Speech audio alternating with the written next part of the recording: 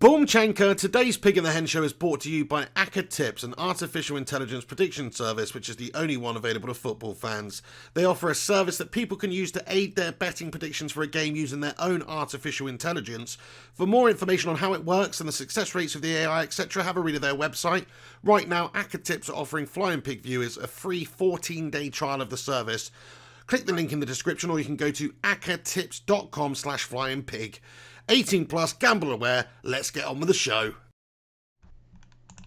It's time now for the Pig and the Hen. Pig and the Hen show.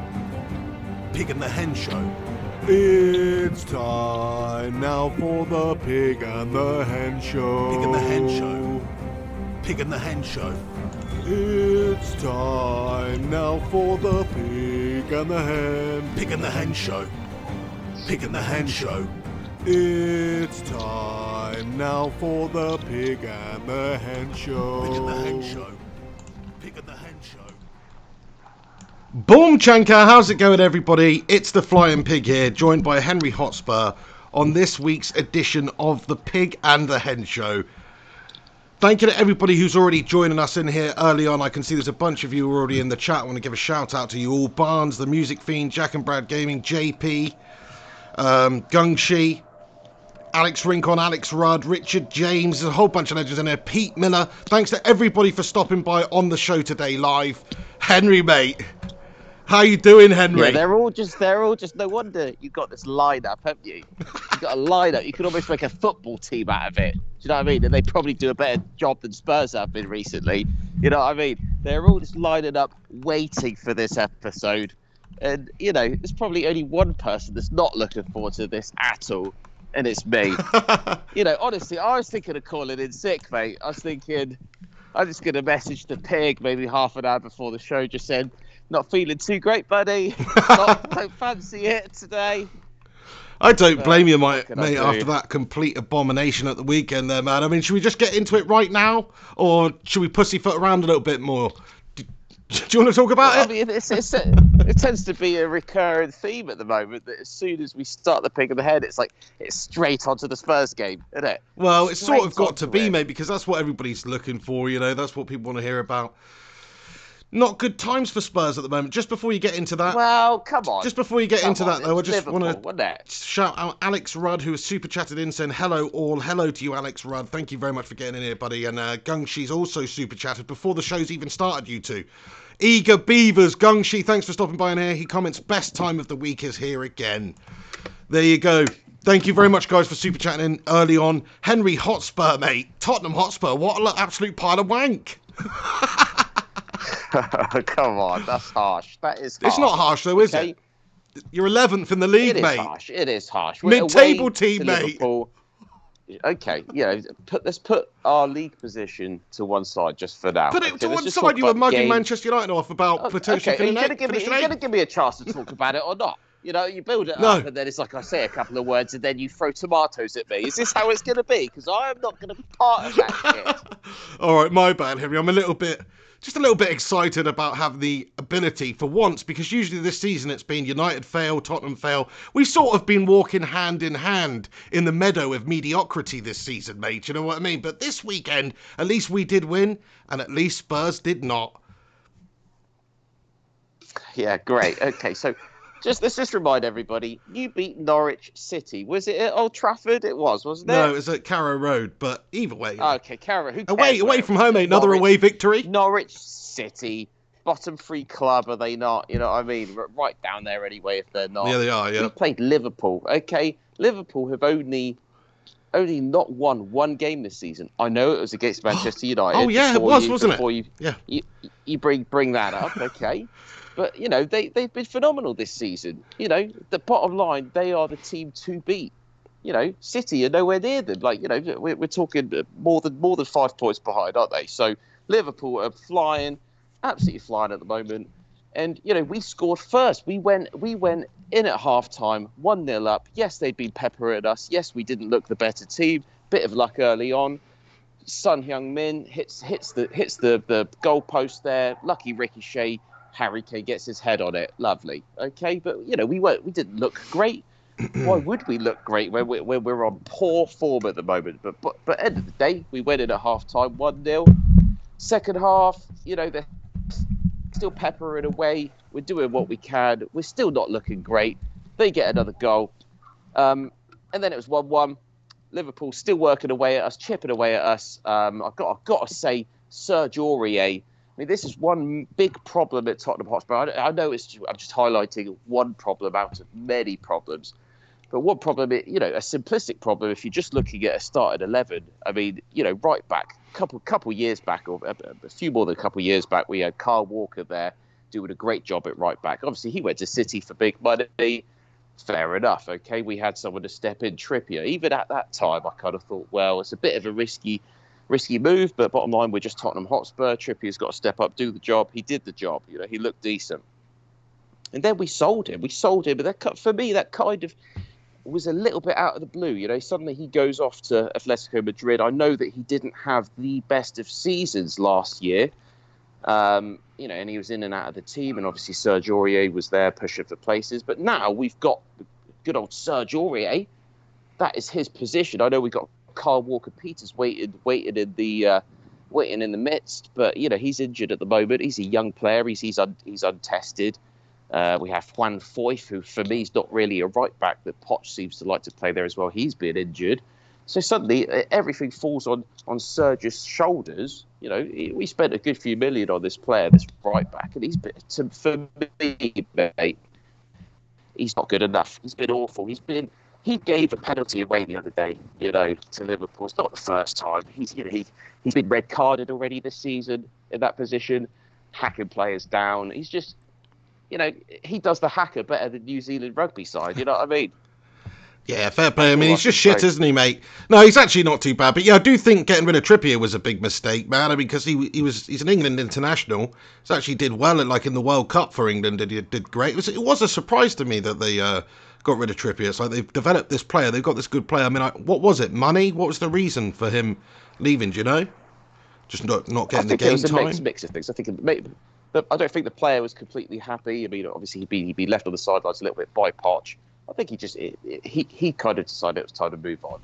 Reading between the lines, it wasn't just the fact that we wanted him out. I think it was more of a dual decision in that regard.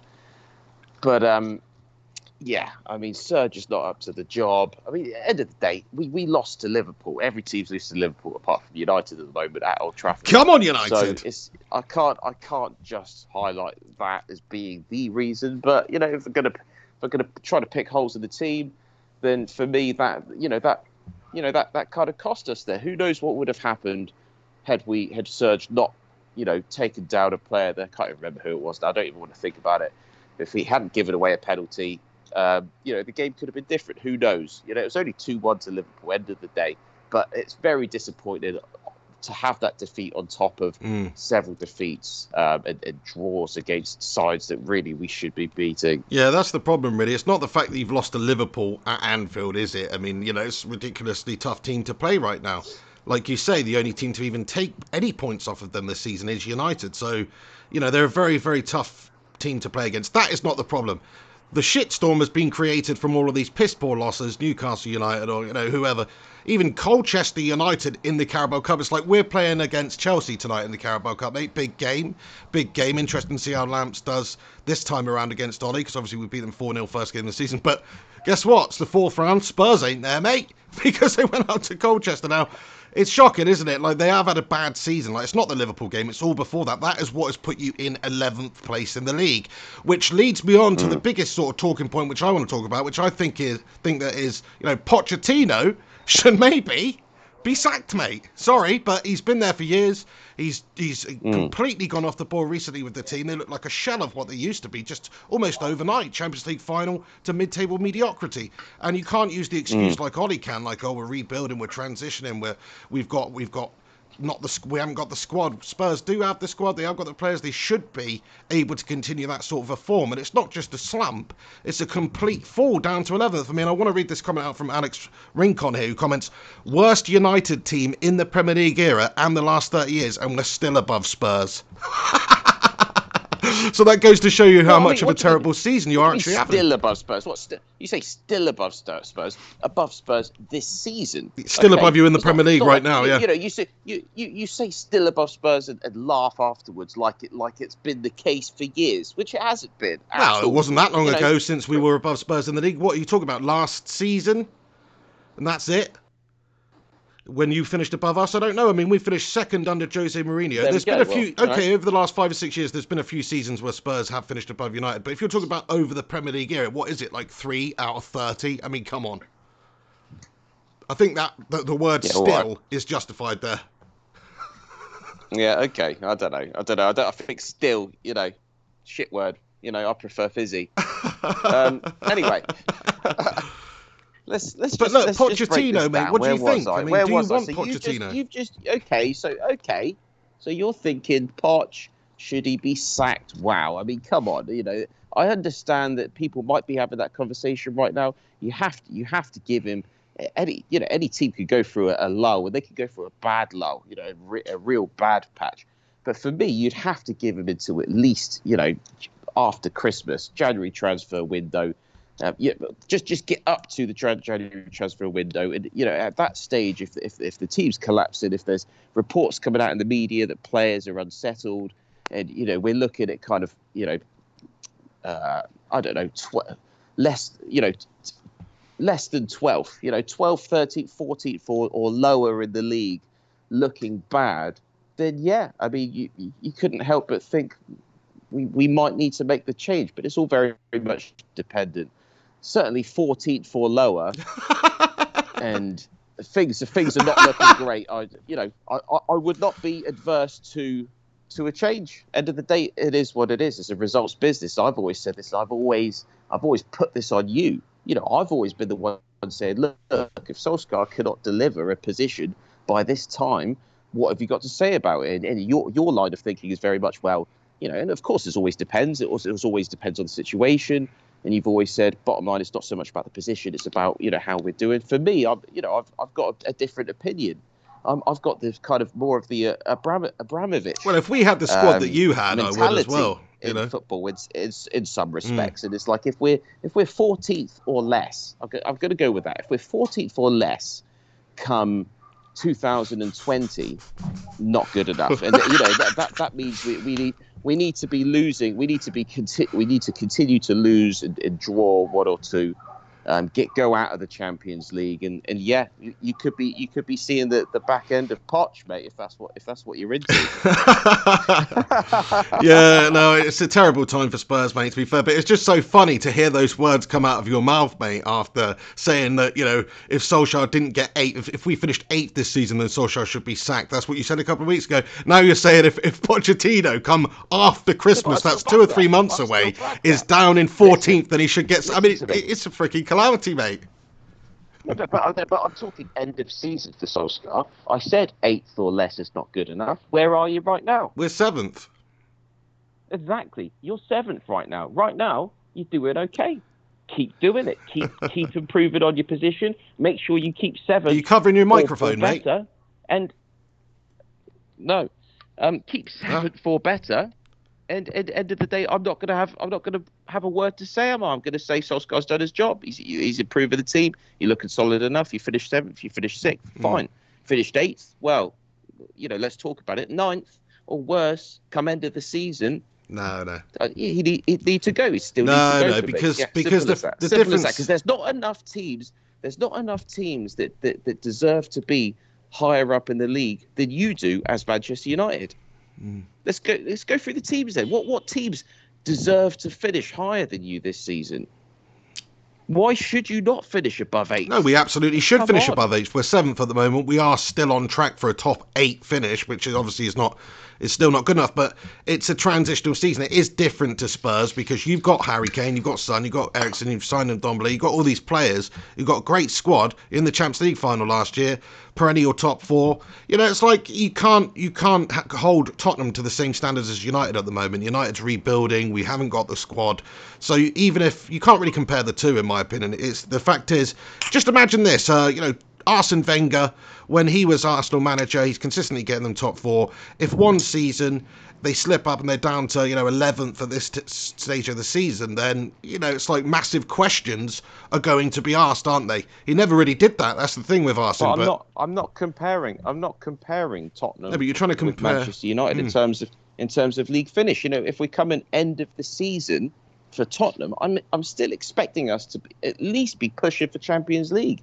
We need to be in that top six. If we're not, if we finish 7th or 8th, it's just not good enough for Tottenham. If 6th is not good enough for Tottenham, would I be talking about managerial change if we finish 6th? Possibly yes. Possibly yes. I think that's So I'm a man of my word, mate. It's not like I just stand here and slate Solskjaer and just put out these finishing positions for Manchester United for the fun of it. These are my actual principles.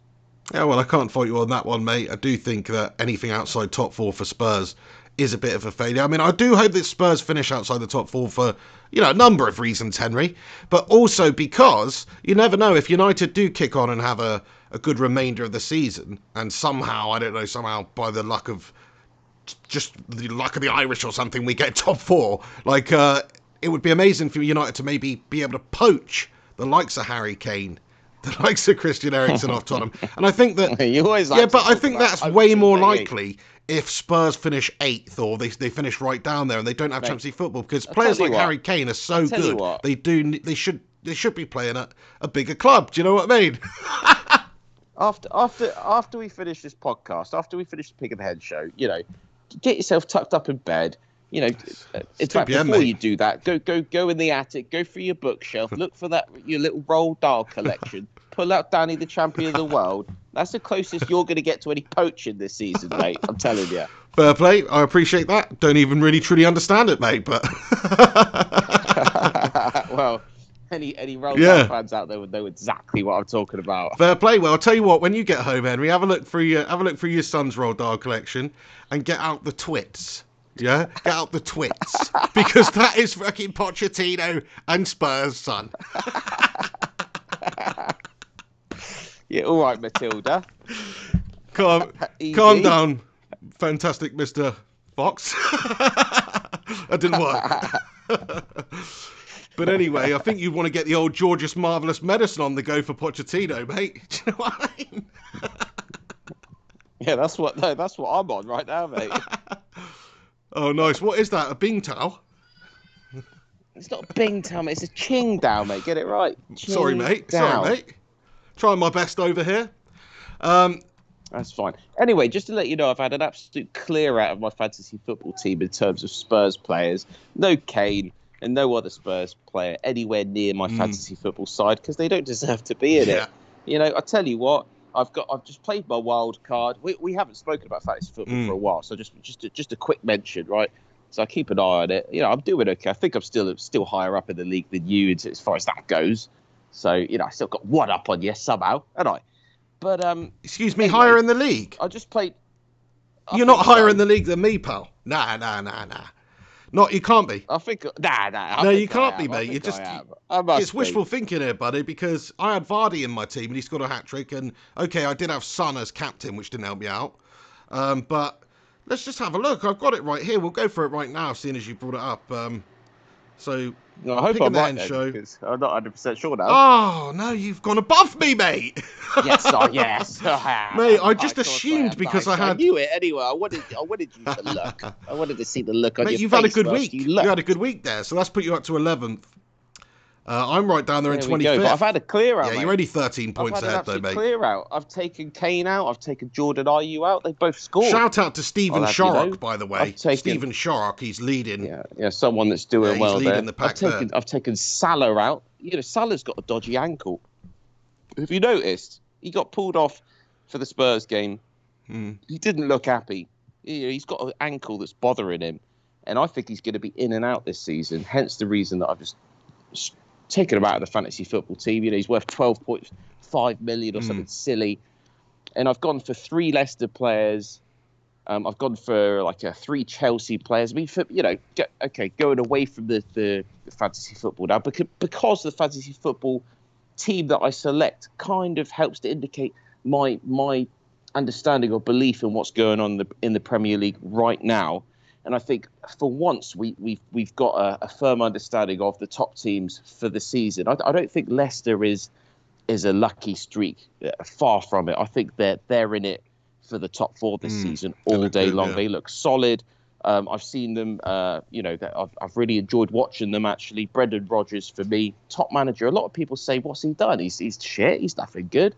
Actually, I'll have you know, he was at Liverpool. He came second. I know second doesn't mean anything, but it wasn't a shambles. You know, he had a solid side at Liverpool that challenged. Went to Celtic. I know, you know, people will be shouting for the rooftops. Celtic are always going to win. You know, they've got the most money. They've got the best team in Scotland. But bottom line, he did it year after year. And I don't know how many years he was there, but he was there for a bloody long time. The Invincibles at Celtic. And now he's just there we go. Now he's just slotted into Leicester and he's looking top notch again. And for me, you know, I don't think he'd come to Tottenham if we were to lose Poch, but I wouldn't say no. Really? Wow! Rodgers, you'd have Brendan. I think he's a decent manager. He's a fantastic technician. He's a wonderful player. No, he does my head, mate. His voice creeps me out, man. I can't be doing with Brendan, mate. I don't care about his voice, mate. If he gets the results, mate. But Leicester looks solid. They look solid. Them, and to be honest, Lampard's doing a great job at Chelsea. I think Chelsea are more likely to have a dip in form rather than Leicester, but I like the way they play. They got an exciting young side. But you see that American, Pulisic. Yeah, oh, fantastic. Yeah, I knew he was a good player before he came to Chelsea anyway, yeah. First player to score a hat-trick, an American player in the Premier League since Clint Dempsey. Perfect hat-trick as well, left foot, right foot. Brilliant. Yeah, I've got him in my fantasy football team. Mate, that's a good shout. That's a really good shout. Yeah, you know Lampard's going to play him a lot. Any of those Chelsea players, Tammy Abrahams, you know, he's a good shout at the moment because Lampard's putting the faith in him, giving him a lot of chances. Just a super chat here. I mean, for me, the current. Sorry, just the current. I'm just going to say this quickly. The current top 4 for me are the ones to overtake this season. We're going to struggle. Us, mate. That was a Michael Owen comment if I'd ever heard one. We're struggling. The top 4 this season are the ones to overtake. Manchester United, if you want to. But you know what I mean. It's settled now. It's bedded. What I'm trying to say is right now it's kind of is starting to bed in.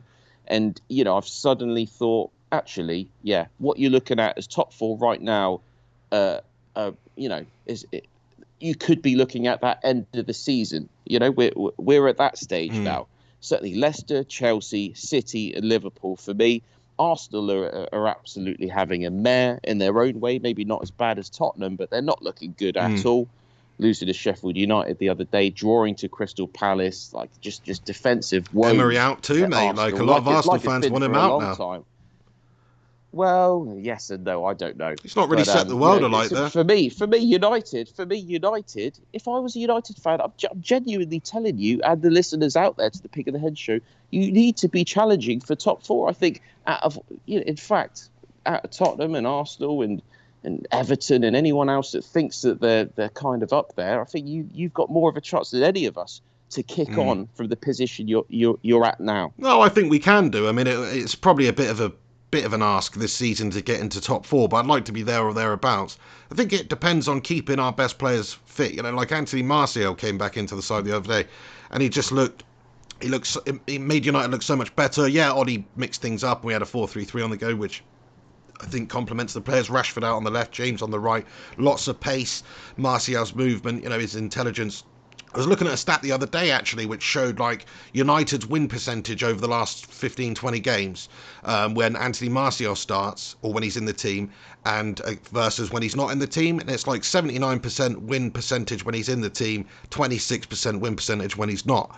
So there's the problem with United, we don't have the depth there this season to really challenge for top 4, I don't think. Okay, if you put our best starting 11 when it's fit out, it's not far off top 4 quality, but the whole squad in general is quite a way off. So yeah, it would be difficult for us this season to get top 4. I do think we should be challenging for that. I mean, I just want to go back onto the game you were talking about, which is the Arsenal game. A couple of interesting things. Yeah, Emery's done all right, but at the same time, they should probably be doing better. The quality of the football's not there. The fact that they're succumbing to Crystal Palace when they're 2-0 up and losing that 2-goal lead. I think if you look at the unity there's some big question marks. Granit Xhaka, their captain, he's their captain. went off the pitch, was substituted off. And as he's going off, he takes the captain's armband off, he chucks it on the ground, he goes off. The Arsenal fans are jeering at him because he's had a shit performance, one of many. He's their captain, and he literally tells them to F off. He says, F off, and he freaking walks down the tunnel or whatever. It looks like he's about to throw a shirt on the ground, doesn't quite do that. But look, Arsenal fans, they're not happy with their side at the moment. Emery, Xhaka, they've got the lack of unity. They're not playing together, it seems, or they just, there's something wrong there. You can't be doing that if you're the captain of the side.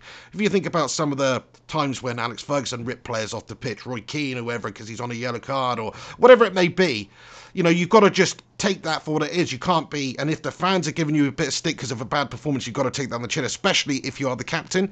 So I think Xhaka's had a bloody double daymare there, pal, and he probably should be stripped the cap. I don't know what's happened, but, you know, they can't continue with that sort of mentality, I don't think. Their manager there, I think he's going to get the sack, mate. I think he is going to get the sack sooner or later, unless he turns things around immediately. Henry Hotspur, you still there, buddy? Maybe just lost Henry Hotspur. I don't know what's going on. I just want to give a shout out to Pete Miller, who has sent in a super chat. Thank you, Pete. He comments, United are only a point ahead of Spurs, remember? Yeah, I know that is pretty bad, to be fair. Like, it's only a point. Things can change very quickly in the Premier League. But what I would say, if you look at United's next bunch of fixtures, like, we do have some positive fixtures in terms of the level of the teams that we're playing. Henry? Oh, what is he do? What is he like, eh? What is he like? Henry Hotspur. Nightmare. Let me just try calling him back real quick.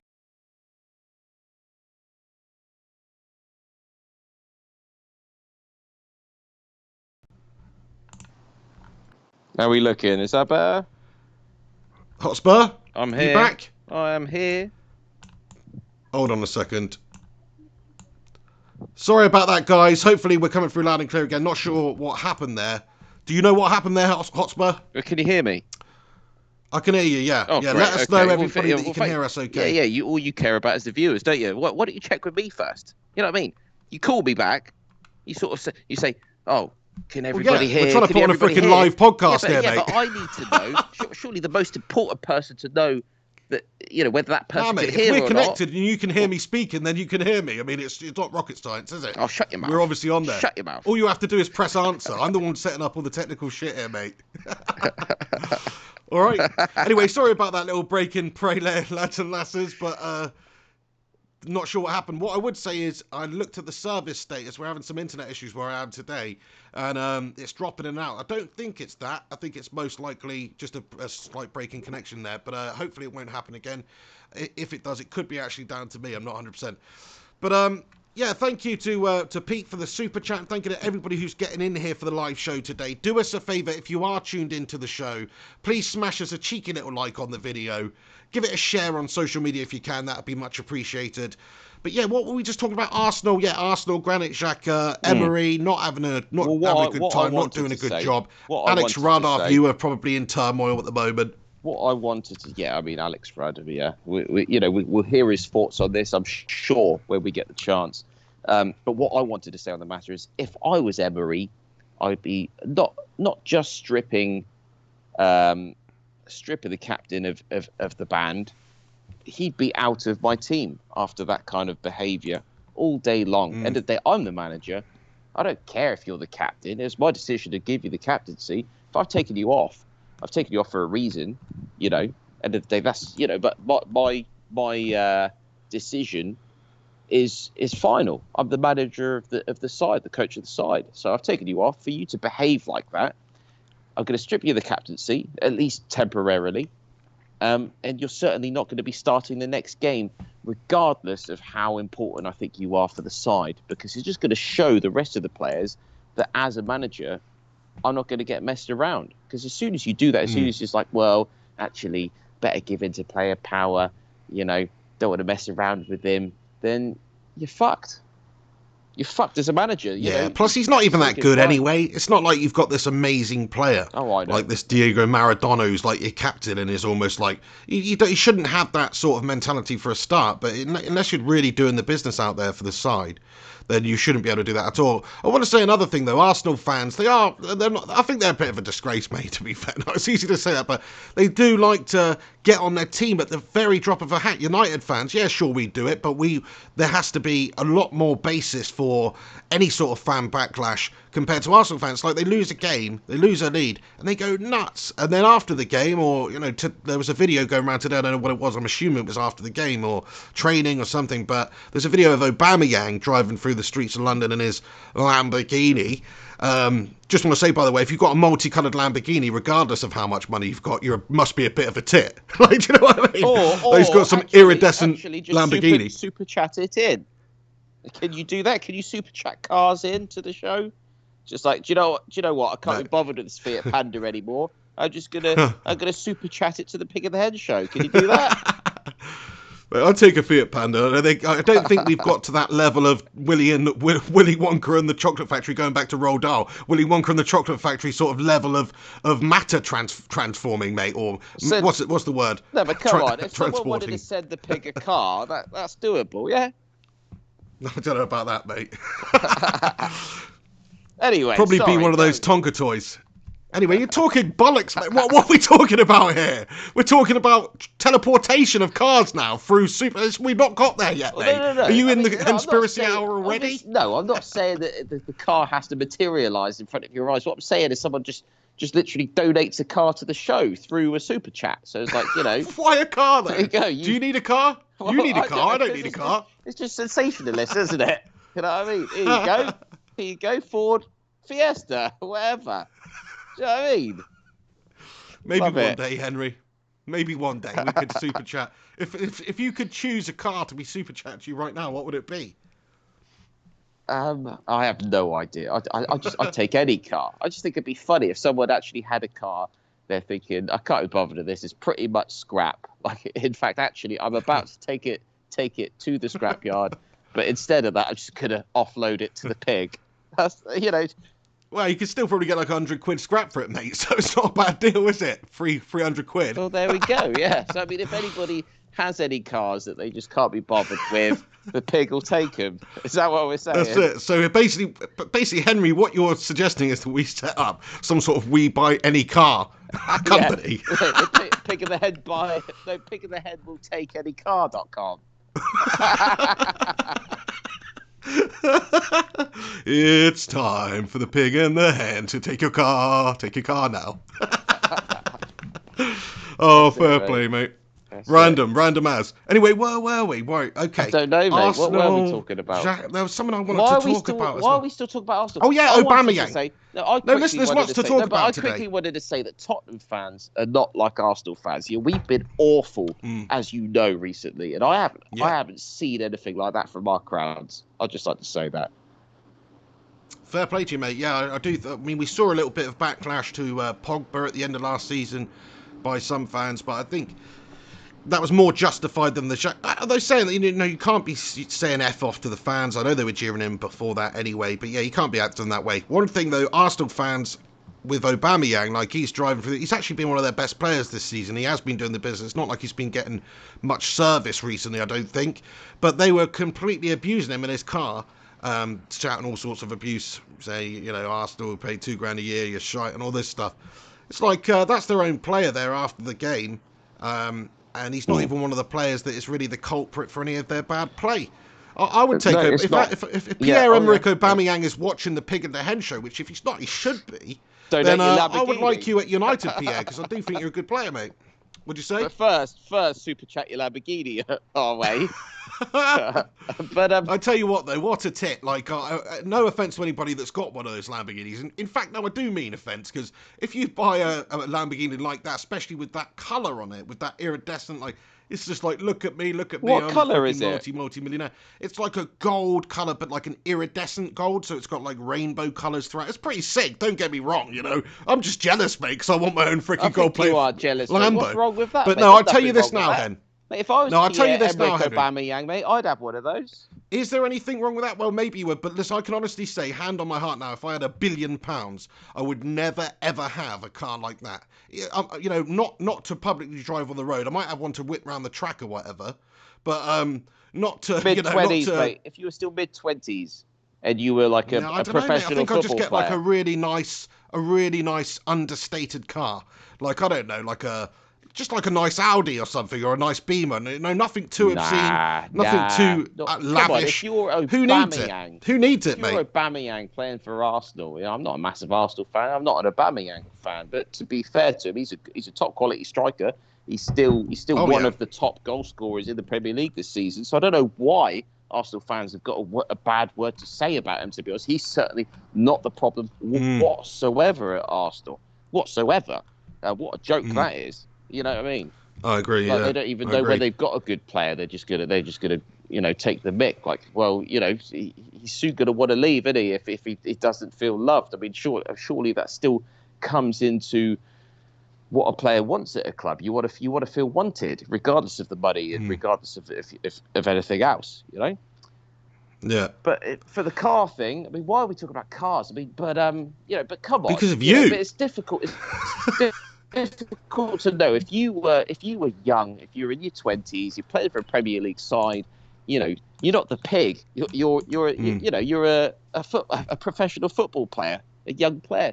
Yeah, You don't have to be like that, though. I forget the player now. But I saw a player the other day drive into, a big-time player. I forget who it is. Somebody will remind me. And they're just driving like a bang-average, like, cheap car.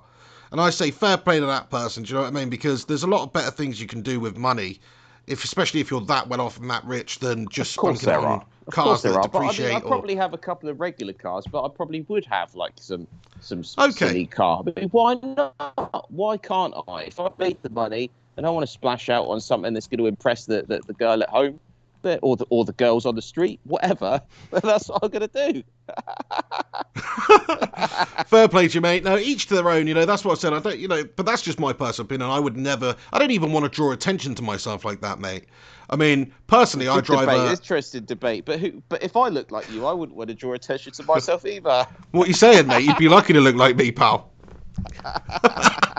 Who do you think you are?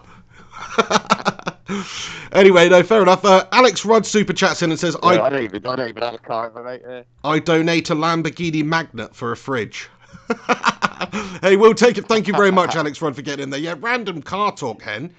I mean, don't really know. I think maybe the furthest I'd go for that type of car would be maybe like a Nissan GTR or something like that.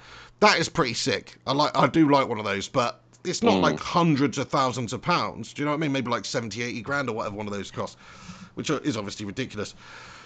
But anyway, so Arsenal. Have we got to the time of this show for Melter of the Moment? Not yet, mate. We haven't actually been going for that long yet. 37 minutes is all we've been going for. I know it feels like an eternity, mate, talking about Spurs, bottling it and all that sort of stuff, but we have actually got a few more footballing points to get onto before we go onto the Melter of the Moment and the call-ins and all that stuff. So, how's your battery doing, mate? Have you pre-planned for the show? Yeah, it's fine. It's absolutely fine, yeah. Fantastic. Go on. What's your next boring point? Let's hear it. All right. Why do they have to be boring, mate? There's no need for that, is there? But you... Well, no, because, I mean, I don't know. I'll tell you what, because I was thoroughly enjoying people calling in. Well, yeah, we've got a call-in segment of the show. We blab on, we talk about stuff, and everybody's like, do you know what? Sick of listening to the pig, sick of listening to the hen. I want to hear the pig and the hen speaking to other people. So for me, I think we need to be cracking on with that like as soon as possible. Yeah, but that's what everybody wants to hear. We actually should have a structure to the Pig and the Hen show, mate, where we talk for a while, then we get onto the Meld for the Moment, then we get onto the other stuff, the Henspiracy Hour, then we do the call-ins, mate. That's how it's sort of got to be, mate. And I'm not talking about counters of the third kind, mate. Got Henspiracy Hour. What's that? I'm not talking about getting majorly into some stuff. There's just a couple of things I want to talk about, mate, and one of them being Manchester United playing Chelsea tonight in the Carabao Cup against Frank Lampard's Chelsea. They're on a bit of a tear. It's going to be a really tough game for United, I think. They obviously have looked so much better since we played them first game of the season. Interesting to see what Ollie does as well, because it is just the Carabao Cup, but it's a big game. It's a big game against a big opponent, big rival. Like, we've got a point to prove. They've got a point to prove. We don't just want to be going out there and necessarily playing like a Carabao Cup team.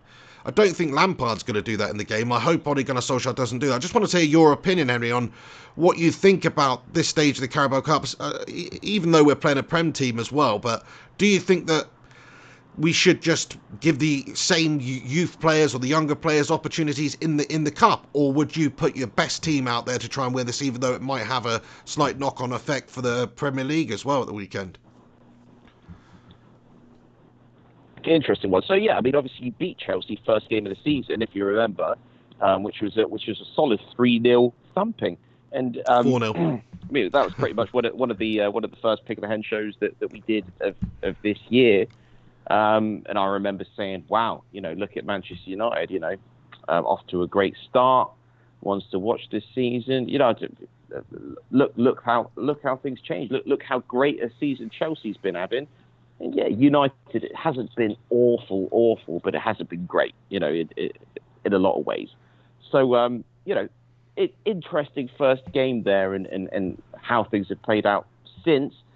So it's obviously the first game against them since that result. For me, you shouldn't be playing your first team. What Solskjaer should be doing is playing a good team. It's not like you just play a team to lose. You don't just play like a second string team. Yeah. You introduce a few different players. You get players in that everybody's been begging Solskjaer to be fielded in the Premier League. So okay, well, let's actually have a look at these players. Let's give these players a chance. That's the way I'd go about things as a manager. Who gives a fuck what I think? But that's how I'd be. It's like, right, so you need to try and introduce a few different players, but you still need to kind of keep some sort of core of the team. And I think you always need to keep some kind of core of the team. You can't just say, right, the first team are just gonna go for a night out and go for a curry and a beer tonight, and we're just gonna play the kids. That's not how you do it. Yeah, I think a few players would be nice to see them in there. I mean, I hope Ole Gunnar Solskjaer does play a few of the youth players, like Brandon Williams, for instance, our new left back, who looks really, really good, had a good couple of games, good performances from him. I'd much rather see him in there than Ashley Young at the moment. I just think Ashley Young, it doesn't excite me at all. This is a perfect opportunity for players like Williams, for players like Gomez, some of the other younger players that can come in there. I mean, what I would like to see is United stick with the formation we did in the last game and actually start the game with Rashford, Martial and James, because that shows you, the intent that we've got there. But then obviously mix up some of the rest of the team there. So like, I don't know, maybe you could play Gomez in front of the midfield too. Maybe you could play Garner and McTominay just to see how that does. There's a couple of things I'd like to see Ole Gunnar Solskjaer do, bring a few players in. Big game though. Lampard's got a lot to prove. He's got to try and redeem himself, get one back on Ollie. The cups are quite important for us this year. I know they're not really important for Spurs, because we don't really win cups, but for United it is quite important for us to win a trophy, mate. So it would be nice if United did well against Chelsea tonight and got the win. Sorry, Henry. It's just so nice, mate, because look, all I'm saying is, you've changed your tune. Go back, look at some of the earlier Pig in the Hens in the season, all right? And you're asking me why I'm being a dick. And I'll tell you what, Hen, I am being a bit of a dick, mate. I love being a dick, because I haven't had the opportunity to be a dick about this for a long time. But you, sir, were certainly being a dick about Spurs and United earlier on in the season. So, that's what I'm saying. What goes around comes around. Yeah, well, fair enough. Enjoy it whilst it lasts. That's all I can say. I mean, Carabao Cup, go for it. Why not? Yeah. On to the next section. Okay, well, another thing that we just want to talk about on Sky Sports right now. I've just gone on Sky Sports, and on their main headline, they've got an article, and it's called Dele Alli. What went wrong? No, it says, has he really lost his edge? It's like, hang on, is he really doing that badly? I mean, he did score one the other day, right? Let me speak on this, okay? So, hey, don't blame me, blame Sky Sports. As you know, Dele Alli was my melter of the moment a couple of weeks ago. Is he my melter of the moment now? Not at all. I'm not saying he's looked brilliant since he's come back in the side, but he has actually come back in the side. He's looked okay. He's shown fizzes of what he can do. Of course, if you're left on the sidelines for that long, and this is one thing that concerns me about Poch, is I feel like sometimes he has a grudge against a player. End of the day, despite everything that's great about Poch, there has to be no manager is perfect, and I think he does go through these spells of just not giving a player much of a a chance in the first team for too long sometimes. And Dele Alli, I know he was off form last season, but this season I don't think he's been particularly injured. He hasn't really featured until recently, so of course he's going to be rusty. He's looked okay. Because we've been awful, and I've seen him actually getting involved, getting stuck in, trying to do what he can. So it's no fault of Dele Alli. For Sky Sports to run a story like that, I think it's incredibly harsh, because at the end of the day, if you do particularly well, as a footballer, in fact, in any walk of life, people could probably relate to this, doing very well at work or whatever, in some respect, and then actually the year after, suddenly you're not quite there anymore, and everybody's looking at you thinking, what happened to you? And I think that's harsh sometimes. Dele Alli is still a young player. He's still a valued player for me all day long, and I hope that he could be okay. I mean, a player that I'm worrying about at the moment, even because I love Tottenham. Do you know what I mean? I'm not just a bullshit fan. I'm into my Spurs, right? Left back. Danny Rose has been playing week in, week out. I haven't seen much of Davies. And he was our first team player last season. Has he really done anything wrong? Okay, Danny Rose is back to fitness. He looks okay, but I like to see Poch changing that left back a bit more, because you cannot leave Ben Davies sidelined for game after game after game, or that's just going to be detrimental to the player. This is a concern for me all day long. Just interestingly as well, before we get on to the next section as well. I think you mentioned this last week actually, but the next Tottenham Hotspur manager odds at the moment, you've got Jose Mourinho and Brendan Rodgers, who are leading the race for the supposed next manager. That's if Mauricio Pochettino does get sacked. Of course, Eddie Howe, Allegri's in there, Rafa Benitez. Or if he moves on. I just wanted to get your opinion, really. Let's be honest. Okay, but if Pochettino did move on, say, I just wanted to get your opinion. Out of all those managers listed there in the top, say, 5, Eddie Howe, Allegri, Benitez, Rodgers and Mourinho, who would you like to see Spurs as new manager? It's a tough one to say. It is a toughie. For me, like, if Brendan Rodgers was doing well with Leicester, okay, and Tottenham weren't doing so well, and let's say we changed manager mid-season, I would not want to see Rodgers come into Tottenham. So I don't think it wouldn't feel right. He's already doing well with Leicester. He's put his work in there. And for him just to jump ship to come to Spurs, I mean, what's he? Okay, so he's done that for the paycheck, but it just wouldn't be the right time of the season. And to be fair to Brendan, I don't think he'd do that either. He'd probably turn around to the Spurs hierarchies, turn around to Daniel Levy and say, look, if you really want me, come speak to me at the end of the season and see how I've done with Leicester, and we'll talk, And I potentially consider taking on Brendan for the following year. Let's say he finishes 5th with Leicester, or maybe he gets a Champions League position and Tottenham falter. To be honest, if he gets Leicester to Champions League, I think we'd find it difficult to get Brendan at Tottenham. I can't even believe we're talking about new managers for Spurs. But okay, so that's my thoughts on Brendan. In terms of getting in a manager that's not anywhere at the moment, to come in like mid-season, if Pochettino is just having an absolute melt, forget Melter at the moment, I'm talking Melter of the half season, Melter of the semester, should we say, if you're that way inclined, then it would have to be Mourinho or Benitez, because these are proven managers that have been successful. Players will respect them, fans will respect them. Out of those two, Mourinho and Benitez, I don't know. Tough one. I've always been a big Benitez fan, to be honest. I probably have the old Rafa, actually. Just to come and shore the ship and see how he gets on for the second half of the season. And if he does well with Tottenham, give him another year. What I love about Benitez is his loyalty to Newcastle. And someone like Mourinho has never done that. And in fact, Mourinho of recent times, yes, he did okay with United, as you know, but I don't know about him. For me, Benitez has got a pretty good track record, all in all, with what he's had. Fair play, mate. I mean, it's not the one that I thought you'd say, to be honest, because I just don't think that his credentials are as impressive as Mourinho's, but and like you say, Brendan Rodgers, you like him and what he's doing, and I mean, I personally just look at Spurs' squad, and I think the manager that would get the most out of those players in terms of maybe turning them into a side that can win a couple of trophies or can win things would actually be Jose Mourinho. Now, it's easy to say that, but he won at United with a pretty poor side. He won a couple of trophies, Europa League. You know, we won some stuff. He got a second in the league one year with a poor squad.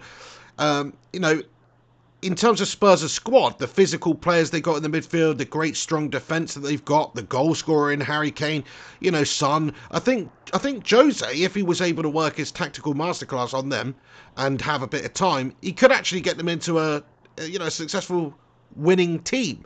Now, it's a big if. He could also go in there and just have a nightmare. Maybe he's a dinosaur. Maybe some of the things that people say are true and he's had his day. But I still think he's a good manager, to be fair. Just not the right fit for United. I wouldn't disagree. Your connection's shite, by the way, mate. Where can you go where your connection would be better? Well, okay. Well, I'll try and manoeuvre shortly. But I mean, you make a good point. That it would just feel strange to have Jose come along after being at Chelsea again, being at Manchester United, and then suddenly he's at Tottenham Hotspur. It would just be weird. It'd be weird, mate. It would be very strange.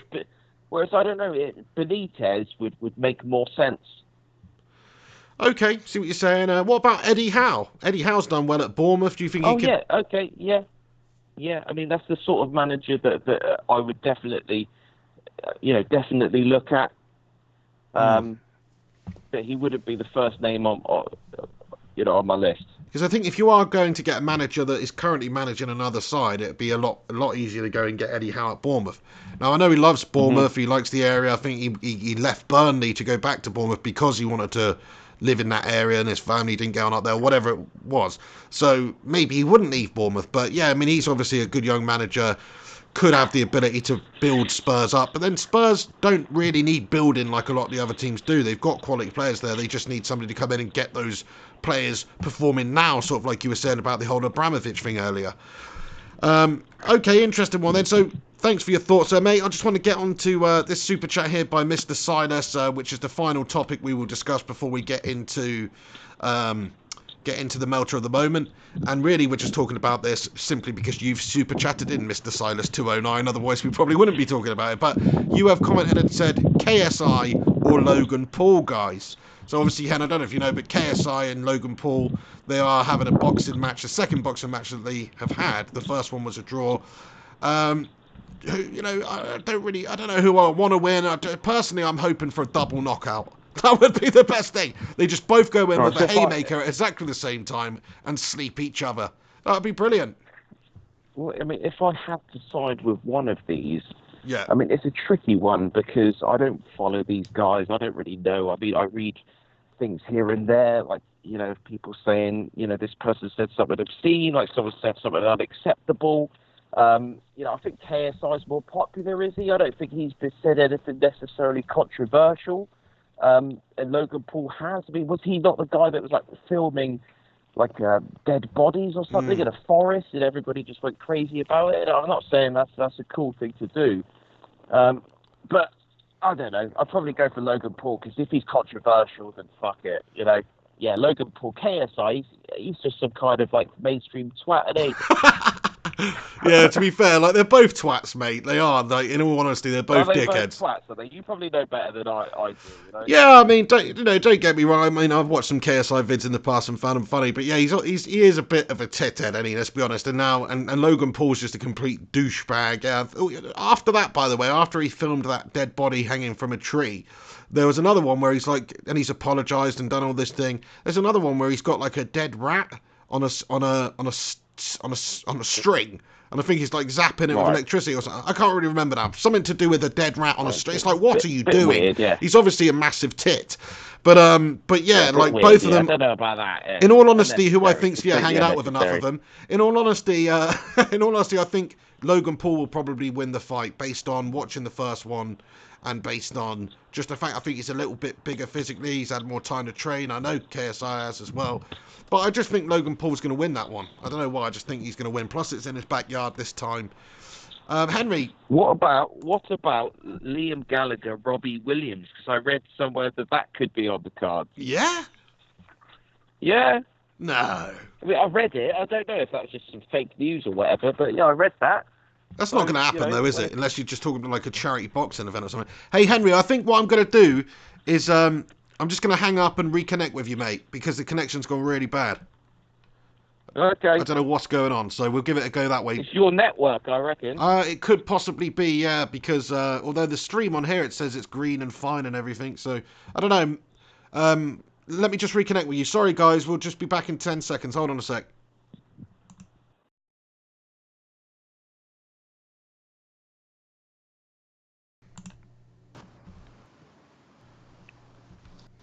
How are we doing? Is that a bit better?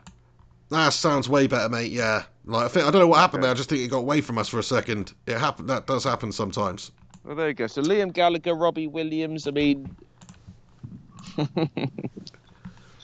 yeah. I mean, I've got really no interest in seeing that at all, mate. To be perfectly honest, nor me, to be honest. Yeah. Like, yeah, they might have this rivalry over the years. They might not like each other. That's cool and everything, but they're not going to have any sort of real quality of fight ability. It's just bullshit, isn't it? Like that is. I mean, it's basically the Angels versus Wonderwall, isn't it?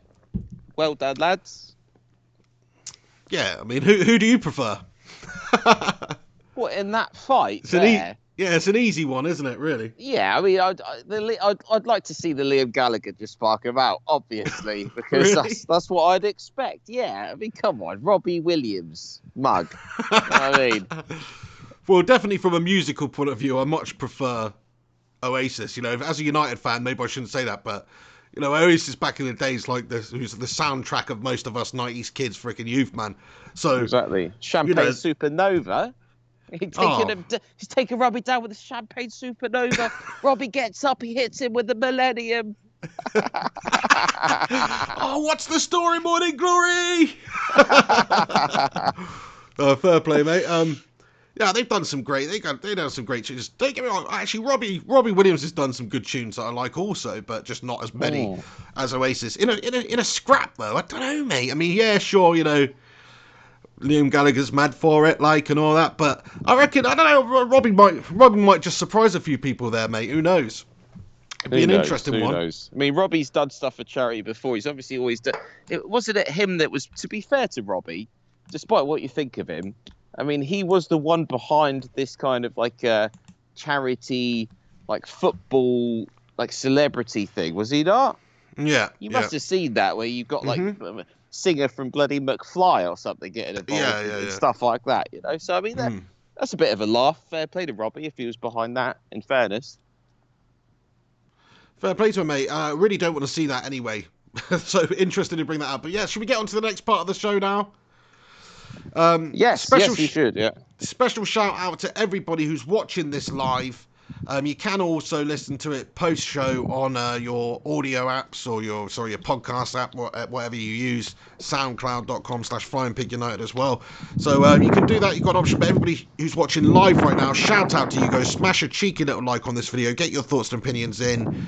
And we'll just get on to the next section, which is the melter of the moment. Pig and hen's melter of the moment.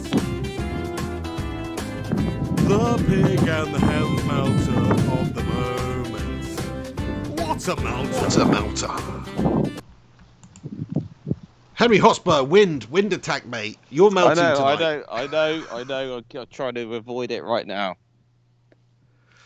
Fantastic. So, yeah, melter of the moment, mate. I'll tell you mine first. Actually, this week, usually we go over to you, but I'll just tell you mine first, mate. Seeing as you're just trying to get over to another position or whatever. And my melter of the moment, it's got to be an easy one today, like a very, very easy one. And everybody knows what I'm going to say because it's just the easiest melter of the moment that there has been in, I don't know, ever. And that is Mauricio Pochettino again. Are you serious? I've got to be serious. Come on. Can you not be original? Can you not be original? How can I be original though? Else? But who's the melter though? Okay, so what? We lost against Liverpool. I mean, that is not a melter of the moment. We lost. You're 11th in the league. You're 11th in the league, mate. We lost against the top side at Anfield. You know, and You're coming out of 11th, though. Mauricio. I'm sorry. I respect your opinion, but this is pissing me off right now. No, you're gonna have to wait until I've had my say, then, aren't you, mate? You know, I don't you're even think that you had a melter at the moment ready.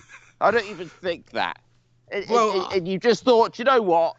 I didn't have one ready. I haven't prepared for the Pick of the Head show correctly, and I'm just gonna say Mauricio to get a reaction out of the head, which you have. You've got him absolutely triggered already. Look, I'll explain the reasons why, Henry, okay, mate? Look, it's Tottenham Hotspur. They were in the Champions League final just a couple of months ago. Top 4. They've got a great squad. Everybody was thinking they're going to kick on this season. This could be their season. They could win the league. They've got a fantastic squad. They're only getting better. Great team unity, spirit, the manager, all this stuff is brilliant. Oh, Spurs are the best. And now look at you. 11th in the Premier League. Melting. Absolutely melting. There's no other word for it. Melting. Which means that he has to be the melter of the moment because he's got all the tools at his disposal there. He's got all the fantastic players. He's got a great board compared to a lot of other clubs. He's been there for 5 years, hasn't he? 5 years, something like that. He's been there a significant amount of time. Like, he should be doing better, mate. And he is melting. Like, he could turn it around. He could still get Spurs top 4. He could. But right now, he's not. He's melting, mate. And I'm sorry to highlight it again, but no, if you're pushing me, and like, honestly, that is my melter at the moment. That's the first one that sprung to mind. Maybe it's an easy one. Maybe it's not very original. It's not original. We've already used him. But right now, he is my melter of the momento. For good reason. No? Do you not agree? Mate, I mean, I'm not even going to come back to you, mate. You know what I mean? You've had your say. I mean, that's just poor. That's a poor showing, then, isn't it, mate? You know, it's only words, mate. Like Pochettino, like fair play. You know, you. Well, I mean, no. But how many times has Ole Gunnar Solskjaer been melted at the moment? Listen to me, Pig. Everything you said, fair enough. You know, it's fair enough. The reason that I'm very disappointed with you is the fact that everybody knows that Mauricio's a bit of a melter at the moment. But is he actually the melter of the moment? You know, he has been the melter of recent times, but melter of the moment for me should be the moment. You know, he melted when he had that terrible week where he lost to Bayern Munich 7-2 and he lost to whoever else. You know, I dread to think now. But I mean, this last week we lost at Anfield. You know, 2-1, and we went in at halftime 1-0 down. For a team that's so low on confidence at the moment, it's obviously not a great result. But Liverpool are beating everybody. So you know, I love your positive attitude there, Henry. I love the positive attitude and trying to find some sort of silver lining out of a loss against Liverpool. I love the mentality, but no, sorry, Hen. Like he is the melter of the moment. Spurs are 11th. Tottenham are 11th in the league right now. Sure, they're only a point behind us. But, you know, you are 11th in the league. That's terrible, man. Exactly. He's melting. And guess what? Where's your Carabao Cup performance this week, mate? Listen. If I wasn't Henry Hotspur and let's say I was kind of like, I don't know, Alex Arsenal or whatever. In fact, Rudd, that should be Rudd's name, shouldn't it? Alex Arsenal or something like that. Then would you be saying Emery?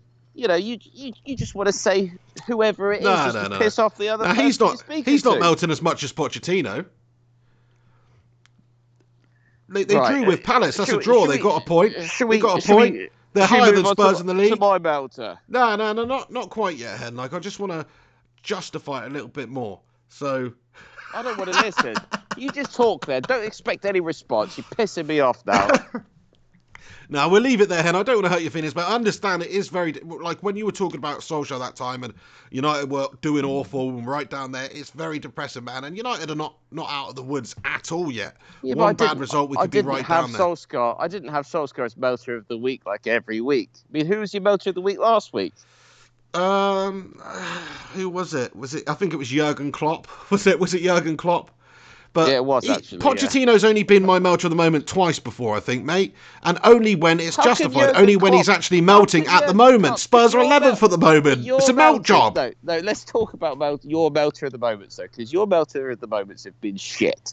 You know, for you to have Jurgen Klopp as a melter of the moment, mate, what are you doing, mate? I explained my reasons for that last week, mate. They dropped points for the first time this season. So he went to what? Old Trafford again. No, hang on. Look at Jurgen Klopp's record at United. He came to Old Trafford. He cannot get a result at Old Trafford, mate. Like, what is that? It's a melt job. It's a psychological melt from him. He's got the best. We've got the worst Man United team in the last 30 years, and the best Liverpool You're really team selling can't me go the there used and get the car win. that I It's a don't melt. want. But that actually was only a small percentage of the reason why I said he was a melt, because the rest of it was what he said post-game I thought was a melt.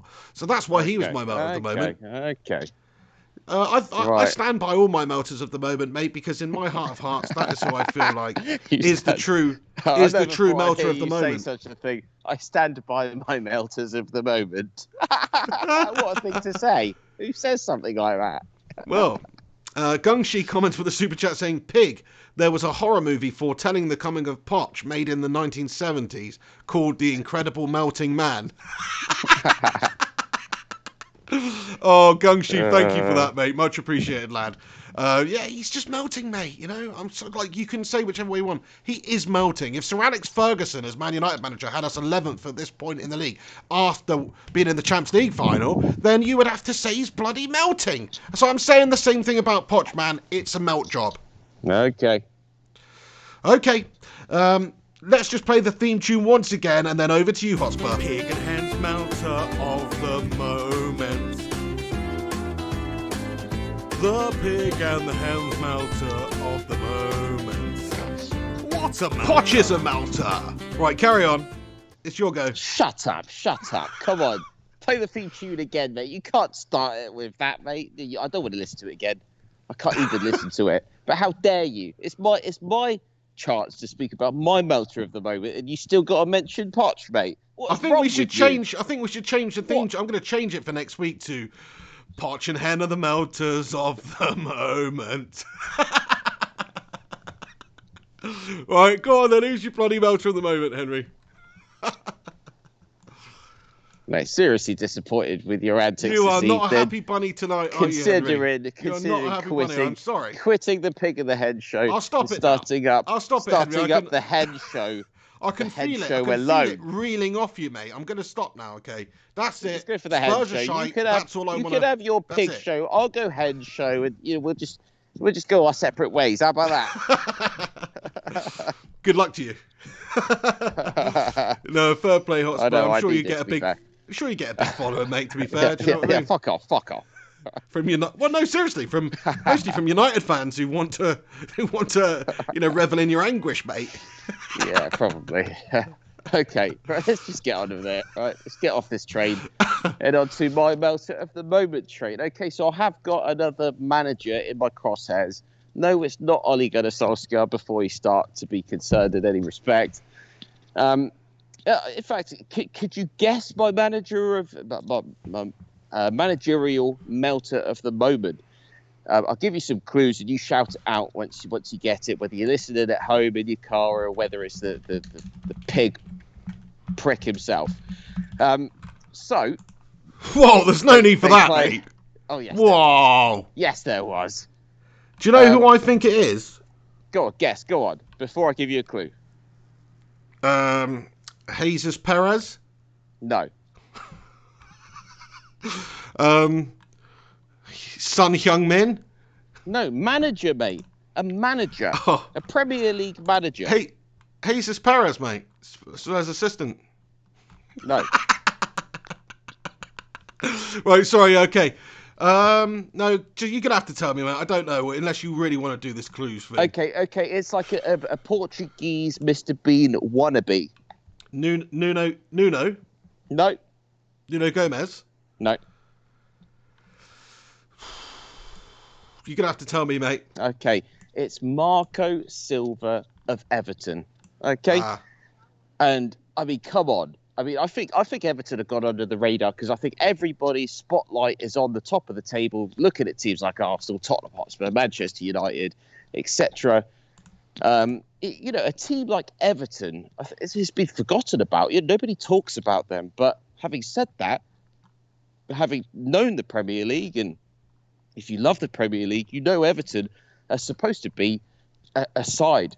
A respected side, a side that should be pushing for that kind of top 6, maybe top 8 these days, but they should be there or thereabouts. They should be Leicester City They should be Brendan Rodgers, pushing forward, making the most out of the players they've got.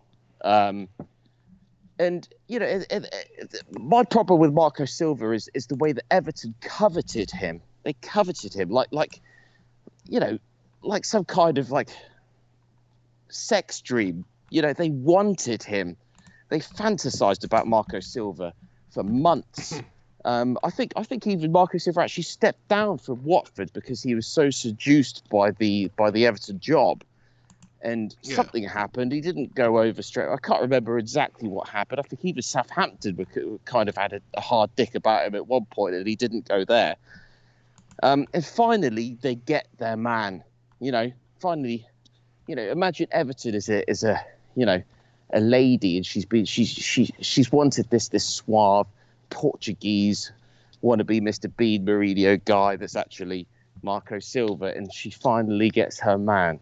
And, he comes in, he smooches her and, sweeps her off her feet, and they sort of do okay for a little bit. Nothing special, but, keeps it interesting.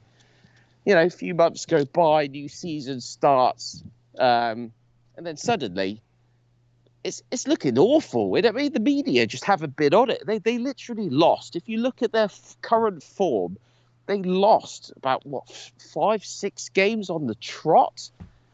They won one. They just lost the last game.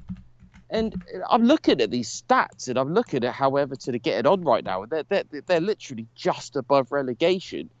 And I'm thinking, hang on a sec. This is completely Melter of the moment. This is completely unacceptable. I'm not an Evertonian, far from it. But you have to expect more from a team like that. It's just not. It's not on. Henry, mate, after having a go at me about my selection of Melter of the moment and belittling it, I must say I'm just absolutely just underwhelmed and disgusted by your selection there, mate. Okay. I'm underwhelmed, mate. Where are Everton right now? Where are Everton right now? I'll tell you where Everton are. They're 2 points behind Spurs, mate. Exactly. Okay. 2 points behind Spurs. But where are they in the league? Tell me. I think they're like 16. 2 points is a lot at the moment. 2 points. Okay, they're 16th in the league. Yeah, their form's terrible. Don't get me wrong. Like, they're having a mare, but that's how awful. Everyone knows Everton are having an absolute melt job this season. How many games did they lose in a row? How many games did they lose in a row? They won 3 in a row now. No, they haven't. In the league. Yeah, they have. Yeah, they won one. They won one out of the last 5. Yeah, but they didn't win their last game. They've lost 4 of 5 but they've lost 3 in a row. Yeah.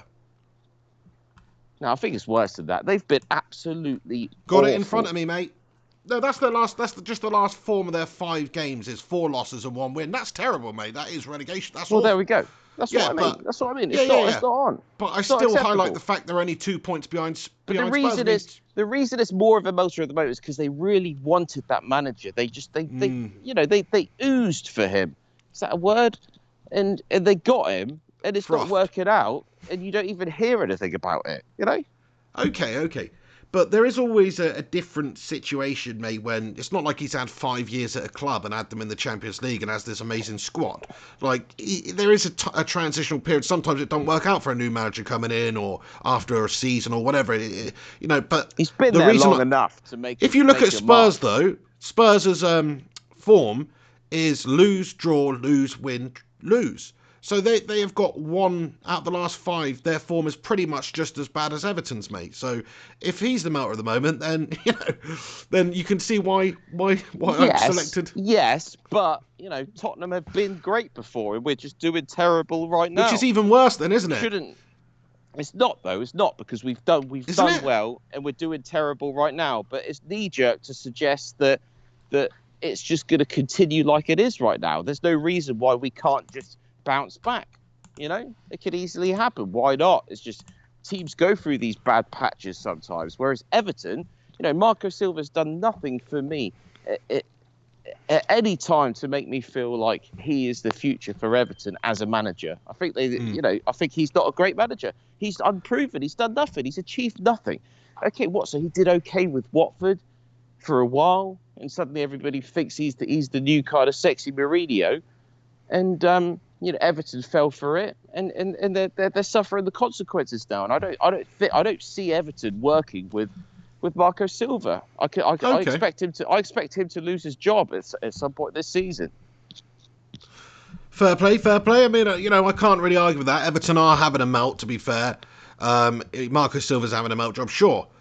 But, I mean, there's other managers you could have selected. I think if you look at Everton compared to Spurs, like those two managers at those two clubs with those two squads, the one who's having a bigger melt is Poch. But that's my opinion. Yes. Fair enough. You might disagree with me. Bigger melt. You're right. Poch is having a bigger melt right now, but he could bounce back. Whereas I don't think Marco Silva can. I think his days are numbered, worse than Poch's are. Yeah. Also, just a little secondary melter of the moment I wanted to just say, but we've already talked about it, so we don't really need to. But it was a candidate for my melter of the moment for sure in the footballing world, which is obviously Granit Xhaka. But we've already talked about that and what a douche move that all was, and he should have it stripped. So we've gone over that, but he's a good shout for this week's melter of the moment as well, to be fair. Yeah, proper melt job. Quite right. All right then, guys. So that's our melter of the moment. I've selected Mauricio Pochettino. Henry selected Marco Silva at Everton. Get in the comment section quickly with just a couple of thoughts on who you think is more of a melter at the moment. That's right. Granite. Side note melters: Granit Xhaka and Sergio Aurier. Fair play. JP comments, Hen hating on Everton till Everton smash Spurs next weekend. This is the thing, I don't know what your next fixtures are, but United's next fixtures, if you look at the next 4 fixtures we've got, then they're we've very, got Everton very next, winnable. Actually. What's that? Yeah, I think we've got Everton next. Yeah.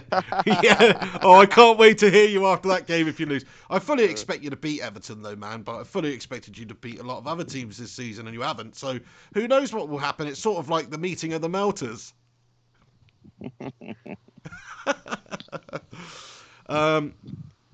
Derek Jason comments, hey Hen, how you doing? Been so long.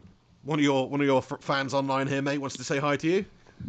Yeah, hi Derek, hope you keeping well, mate. Fantastic. Illy United comments, Pochettino all day. JP says Edward would melt of the century. Raza comments the Bulgarian national team gets my vote. Good shout. Yeah, very good shout. Gary Wells says Xhaka by far the biggest melter. So yeah, interesting melter picks there, guys. Thank you to everybody who's getting involved in the live chat, by the way. I know the Pig and the Hen show, obviously we do sort of chat amongst ourselves most of the time, but we do like to dip into the comments. I know it's not really like a platform like the watch along or anything where you're going to get all your comments read out all the time, but please do keep sending them in because we love to read them. And of course I put them up on the screen today as well, so anybody watching this post video who's not on online or what, obviously you can do a chat replay, but at least it's on the screen now. It looks a bit shy with that background though, so I'm going to change that up. But yeah, thank you to everybody who's getting in here with your comments and stuff. Smash a like on it, all that good stuff. I think now it is the organic time to go into, what is it called, Hen? Close Encounters of the Third Kind. Close Encounters of the Third Kind.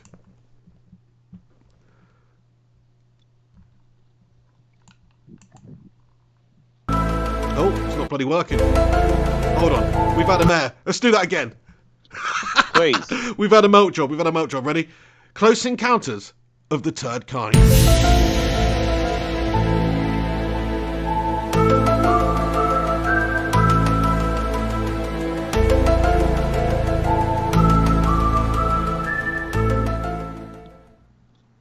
Boom. Over to you, Hotspur.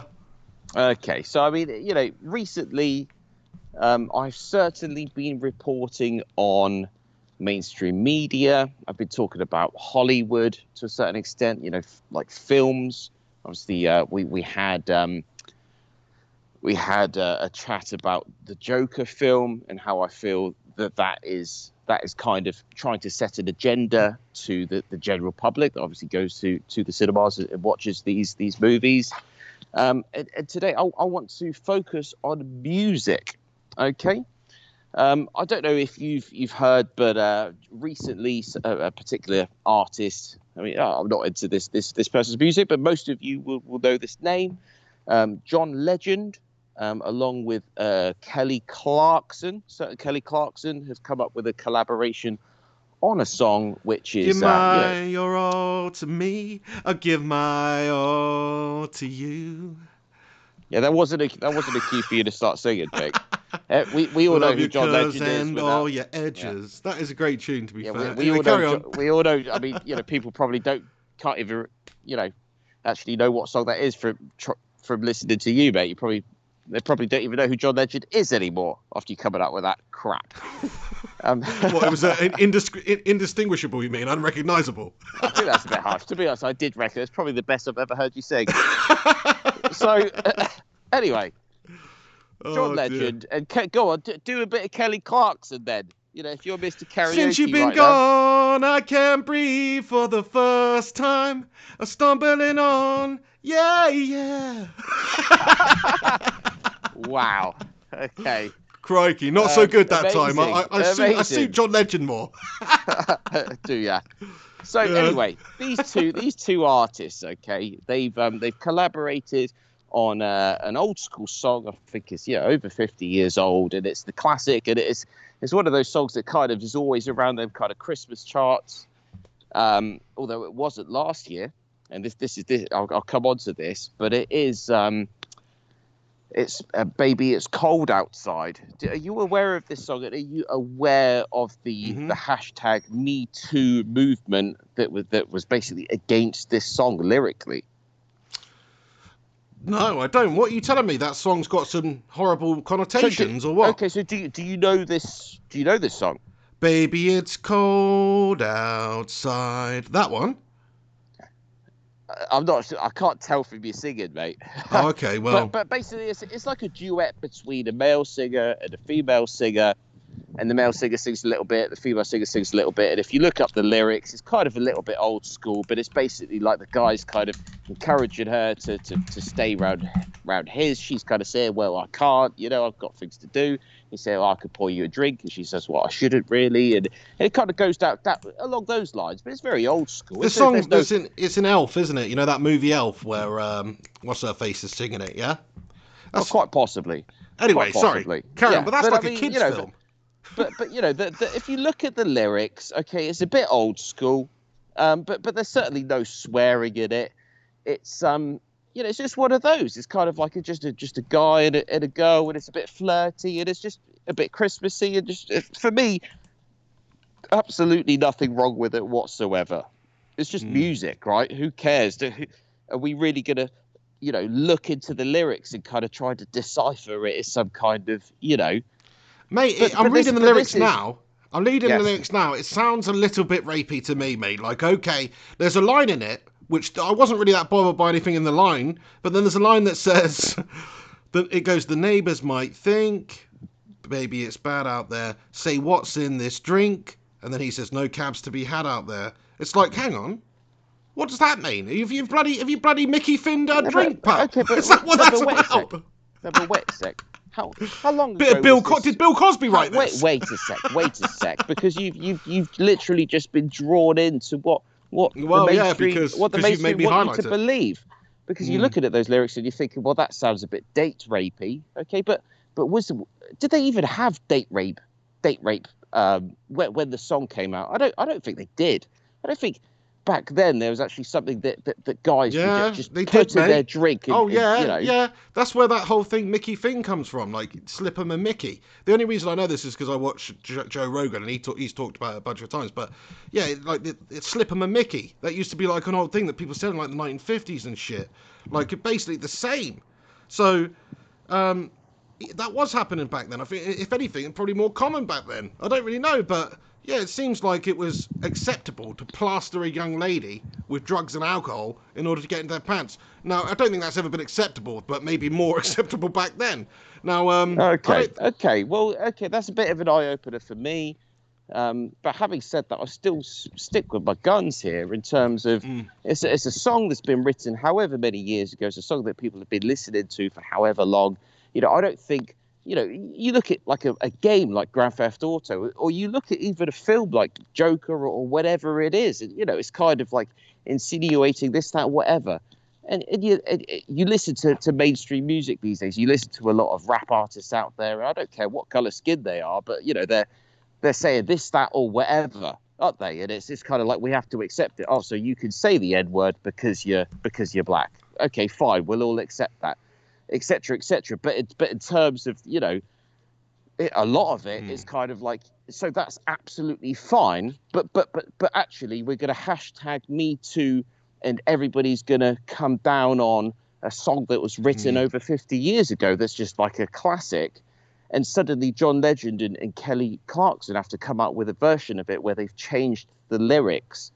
And I think one of the new lyrics is something like, take a drink, and then John Legend says, it's your body, it's your choice.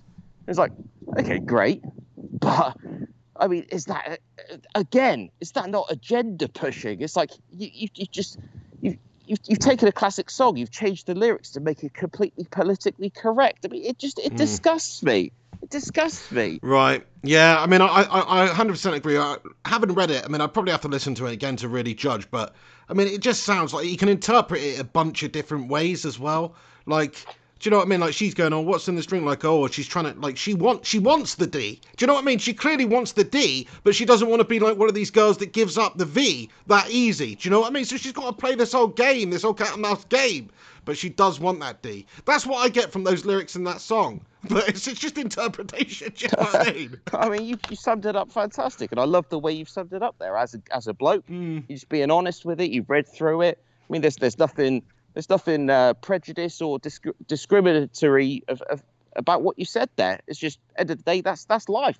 Men like women, women like men, and we're all just playing the game with each other at all times. As long as you're not doing anything criminal or anything this completely wrong, that's just how things are. No means no. It does. No does in fact mean no. But does she say no during the song? I really can't stay. I've got to go away. I don't know, that's mate. Not no, though. That's not no. No.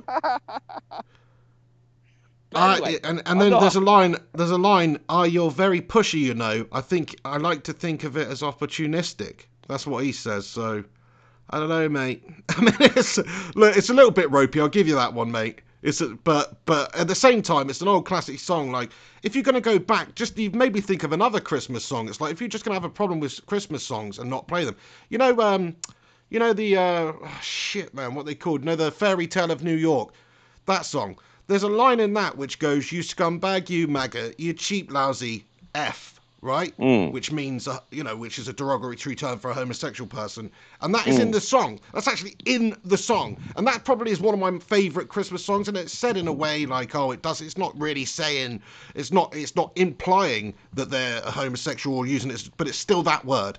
It's still that word in there. And like it, but it was written in a different time. Maybe it's that place, New York, or wherever it was. It's a commonly used phrase back in the day. I'm not saying it is now, but all you have to do is go and watch like Eddie Murphy Raw from a 1980 stand-up special, and he's dropping the F-bomb, that one, all over the place. So it's like, it's just a different time. You couldn't get away with that stuff now, but at the same time, it's a snapshot in time. You shouldn't be allowed to just change. You shouldn't have to change it. I actually heard that last year though on the radio. I guess they do have to change it for radio play, but they just blur that. They dub that out, the bit where it says F-bomb. Do you know what I mean? Mm-hmm. So yeah, I think it's political correctness gone mad, really, mate. Do you know what I mean? Well, for me, when it comes to music, it's kind of like, music's just music. You either like it or you don't. If it says something that you don't agree with, you don't listen to it. I mean, it's a very different thing to, like, if you've actually got newsreaders there telling you stuff that's not true, etc. I mean that's not acceptable when you've got like actual fake media. But when it comes to like entertainment, there's countless movies out there that have racism in it, whether it's glorifying it or not. Oh, 100%, yeah. And you as a viewer have to, or as a listener, when it comes to music, have to make your own choices on what's okay and what's not. I don't think anyone's going to be listening to a song that's 50 years old thinking, oh, that means date rape's fine. I mean, this is the problem I have with it. It is just PC gone mad. And, and people probably questioning the head right now thinking, well, what is this Encounters of the Third Kind? It's supposed to be conspiracy. It's got the X-Files theme. I'll tell you right now, it's not going to be like, aliens every week. It's not going to be ghosts. It's not going to be supernatural all the time. It's what it's going to be is it's going to be hen counters in terms of an encounter. So hen counters of the turd kind, which means it's kind of like a, not going to be the greatest thing you'll ever hear because it's of a turd kind. But it's what I come across. It's basically what I come across on a weekly basis that I think I've encountered this right here, and I need to talk about it. And it does have some kind of conspiracy connotations, to be fair, and it always does. It always does. This agenda pushing comes from somewhere, and I'm not the one that's going to be telling you where these agendas are being pushed from. It's for you listeners out there to think, why are these agendas being pushed? Who's pushing these agendas, and why? And that's what we should be questioning. Fair play to you, Henry. Yeah, a couple of people just telling us the people who made that song, John Allen and Alex Rudd, say the Pogues. Alex Rudd says Shane MacGowan is the man.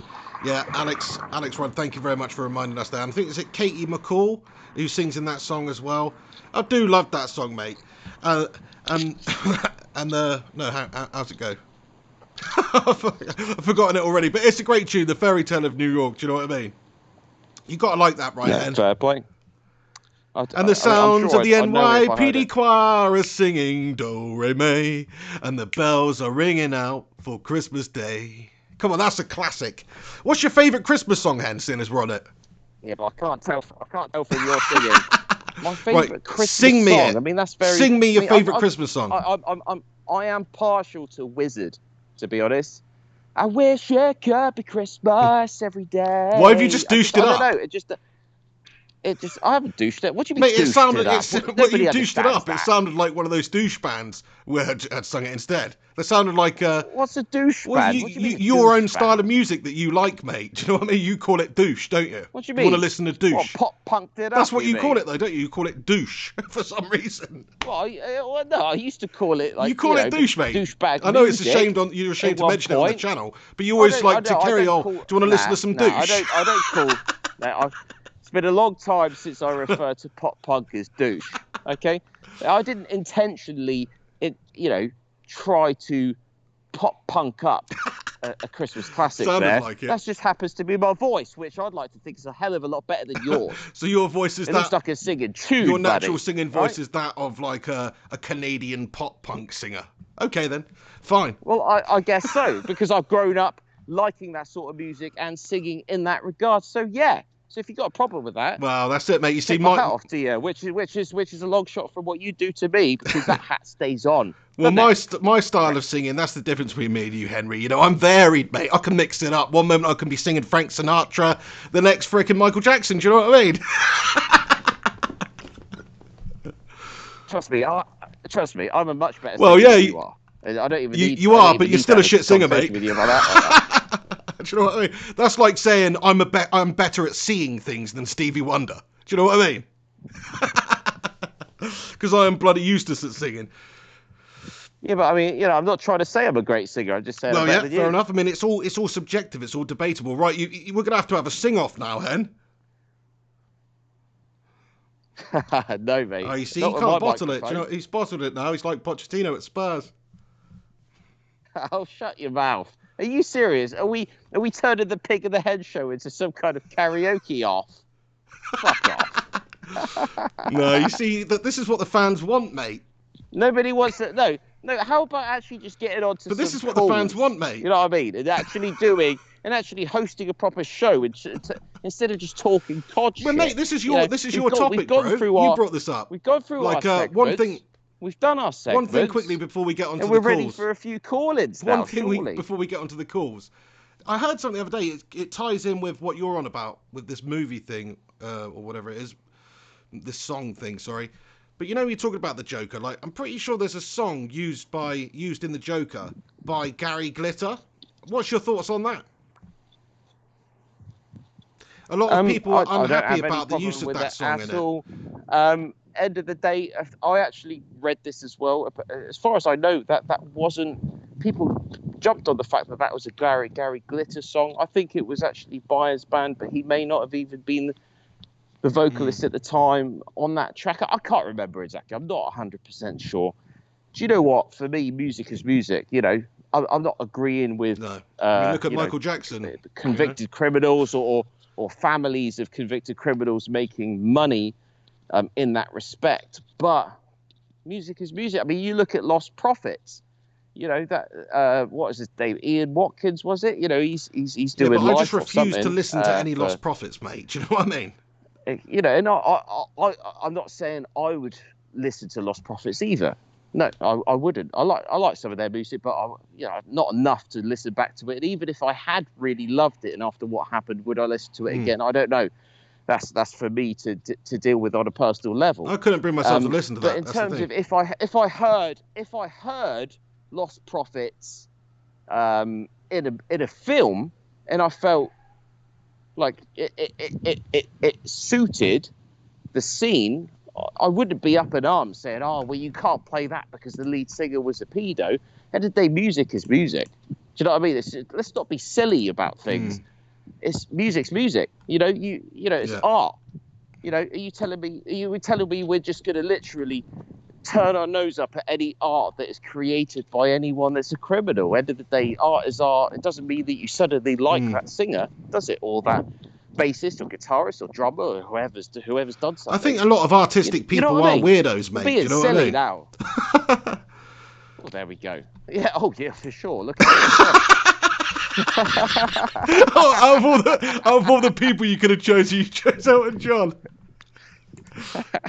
Yeah, he's a fucking weirdo, isn't he? Look at him. That is hilarious, man. Fair play to him. Gotta love his music, though. But yeah, there's a lot of lunatics. Even like in other professions, like cinema. There's loads of weirdos in cinema, like Polanski, or even like Woody Allen. Right? Didn't Woody Allen? Him and his wife adopted a girl, right? He raised the girl. Okay, she's not his blood, but now he's like in a relationship with her, and he's raised her from a little girl as his own child, and now they're in a. I'm pretty sure that is the case for Woody Allen. Now they're not blood, but still, that's a bit freaking out there, don't you reckon? It's pretty messed up. It's kind of like, well, I go out and pick a baby girl, and then I'm going to raise her and groom her to be my lover in future. That's basically what's happened there. That's what you're saying, isn't it? I don't know if I'd have said it quite like that, mate. It sounded pretty freaking horrible. Well, but that's what's happened. That's what's happened. I'm just because I don't pussyfoot with my words. What you're telling me is he's adopted someone, and she's grown up, and then they're in a relationship. So all I've said is he went out and picked a child and groomed her to be his wife. That's not all you said. It's not quite what you said, but anyway. Hopefully, I'm just saying, hopefully nobody uses that as a soundbite for you, mate. Out of context, you know what I mean? Well, no, what do you mean? I don't care. Do it. It happens to other YouTubers out there, and it is what it is. I'm just saying it how it is. You know? Hey, fair play, mate. No, I think it's messed up, mate. That's why I brought it up. I just think it's completely messed up. But there you go. Okay, so interesting hen counts of the third kind. Is that all you've got to say now? Anything else? That's all I got. I want to get onto a couple of phone calls before I need to hit the sack. Let's do it, mate. If we got enough people listening, we got 60 odd people listening right now. Thank you to each and every one of you who's tuned in today. Now is the segment of the show where we do the live call-in. So if you guys want to call in and have a chat with me and Henry Hotspur about anything on your mind, anything we've discussed in the show, or about anything else, please do call into the show. You can call in via Skype. If you Skype in, you can contact us by calling pigandthehenshow@hotmail.com. That is the email that you need to use. For me, I have been pushing the pig to make this a bigger segment of the show. I mean, don't get me wrong, I want to do a weekly call-in show dedicated. Do you know what I mean? Not doing so great. I mean, Pig's been talking about doing a dedicated call-in show, like he just said. Do I have time for that? I'm not sure. I mean, my idea for the show going forward is kind of getting call-ins in sooner, having more call-ins, and keep them kind of short and snappy. Pig, I don't know what Pig's ideas are, but please let us know in your comments. Please, if we've got a caller, Henry. You've got the Pig on your Twitter account, let him know your thoughts. We need your thoughts so we can develop the show. Go on. Hello, you're on live with the Pig and the Hen. How's it going? Bonjour. No, it's Maximilian7 again trying to call in, but I'm not sure what happened. I tried to merge the calls there, but we had some sort of an issue. Isn't he from That's Germany? the lad, yeah, that's the lad. So why are you saying bonjour? Just ironic, isn't it, mate? Do you know what I mean? Oh, is it? Just like saying to you, because you're in China right now, I'd be like saying, yeah. Konnichiwa. Yeah, I just thought I'd have... Yeah, I know, I was thinking of sayonara, but that's goodbye. So, yeah. Yeah, because you didn't know... I know what konnichiwa is, my friend. To say. Much more intelligent than you, my friend. I mean, you know, whilst we're waiting for our next call, Sorry, Henry, your connection's gone absolutely piss poor again, mate. Hold on. For our next call. Mate, what's going on with your connection, buddy? You're on about doing these call-ins and stuff. We need to get this freaking... Me? Hang on. Are you there?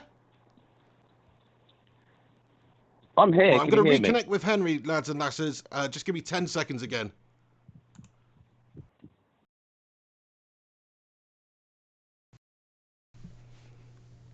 Hello. Right, mate, that's better. Yeah, it's gone back to... I don't know what's going on there, but... What I was trying to say is we need more feedback from the fans out there. If you're saying we got 60 people out there right now listening along live, they've obviously got nothing better to do with their lives, but fair play to you guys. Do you know what I mean? If the best thing that you could be doing right now is listening to myself and the pig, what can I say? Can't argue with that. I mean, it's not like I'm doing anything better with my life right now other than walking around aimlessly, talking to the pig, hosting this show, co-hosting this show.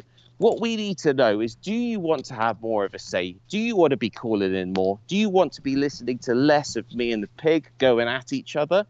Or would you prefer to just listen to us guys and have less call-ins? Please get your feedback in. Pig, if you could, please request people to kind of come up with...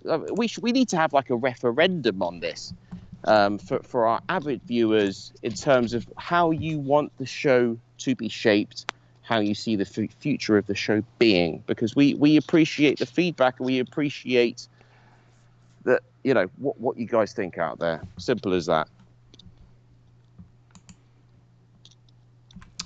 Maximilian, are you there? Hello? Maximilian7. It says he's added in the call, right, Hen? Let me have a look. I can't see anything myself. It's really strange. Hopefully it'll connect in a second. But either way, yeah, you can call us in on Skype at pigandthehenshow@hotmail.com if you want to. Maximilian7 just commented and said, I'm trying to call, mate. I mean, I've got you connected here. It says 2 of 3 in call. So I don't really understand what's going on here. Like, you should just be on the... You should just be on here. No different to when we connected before. So, yeah, obviously we're having a couple of technical issues here. But it has worked before. It will work again. Keep the faith.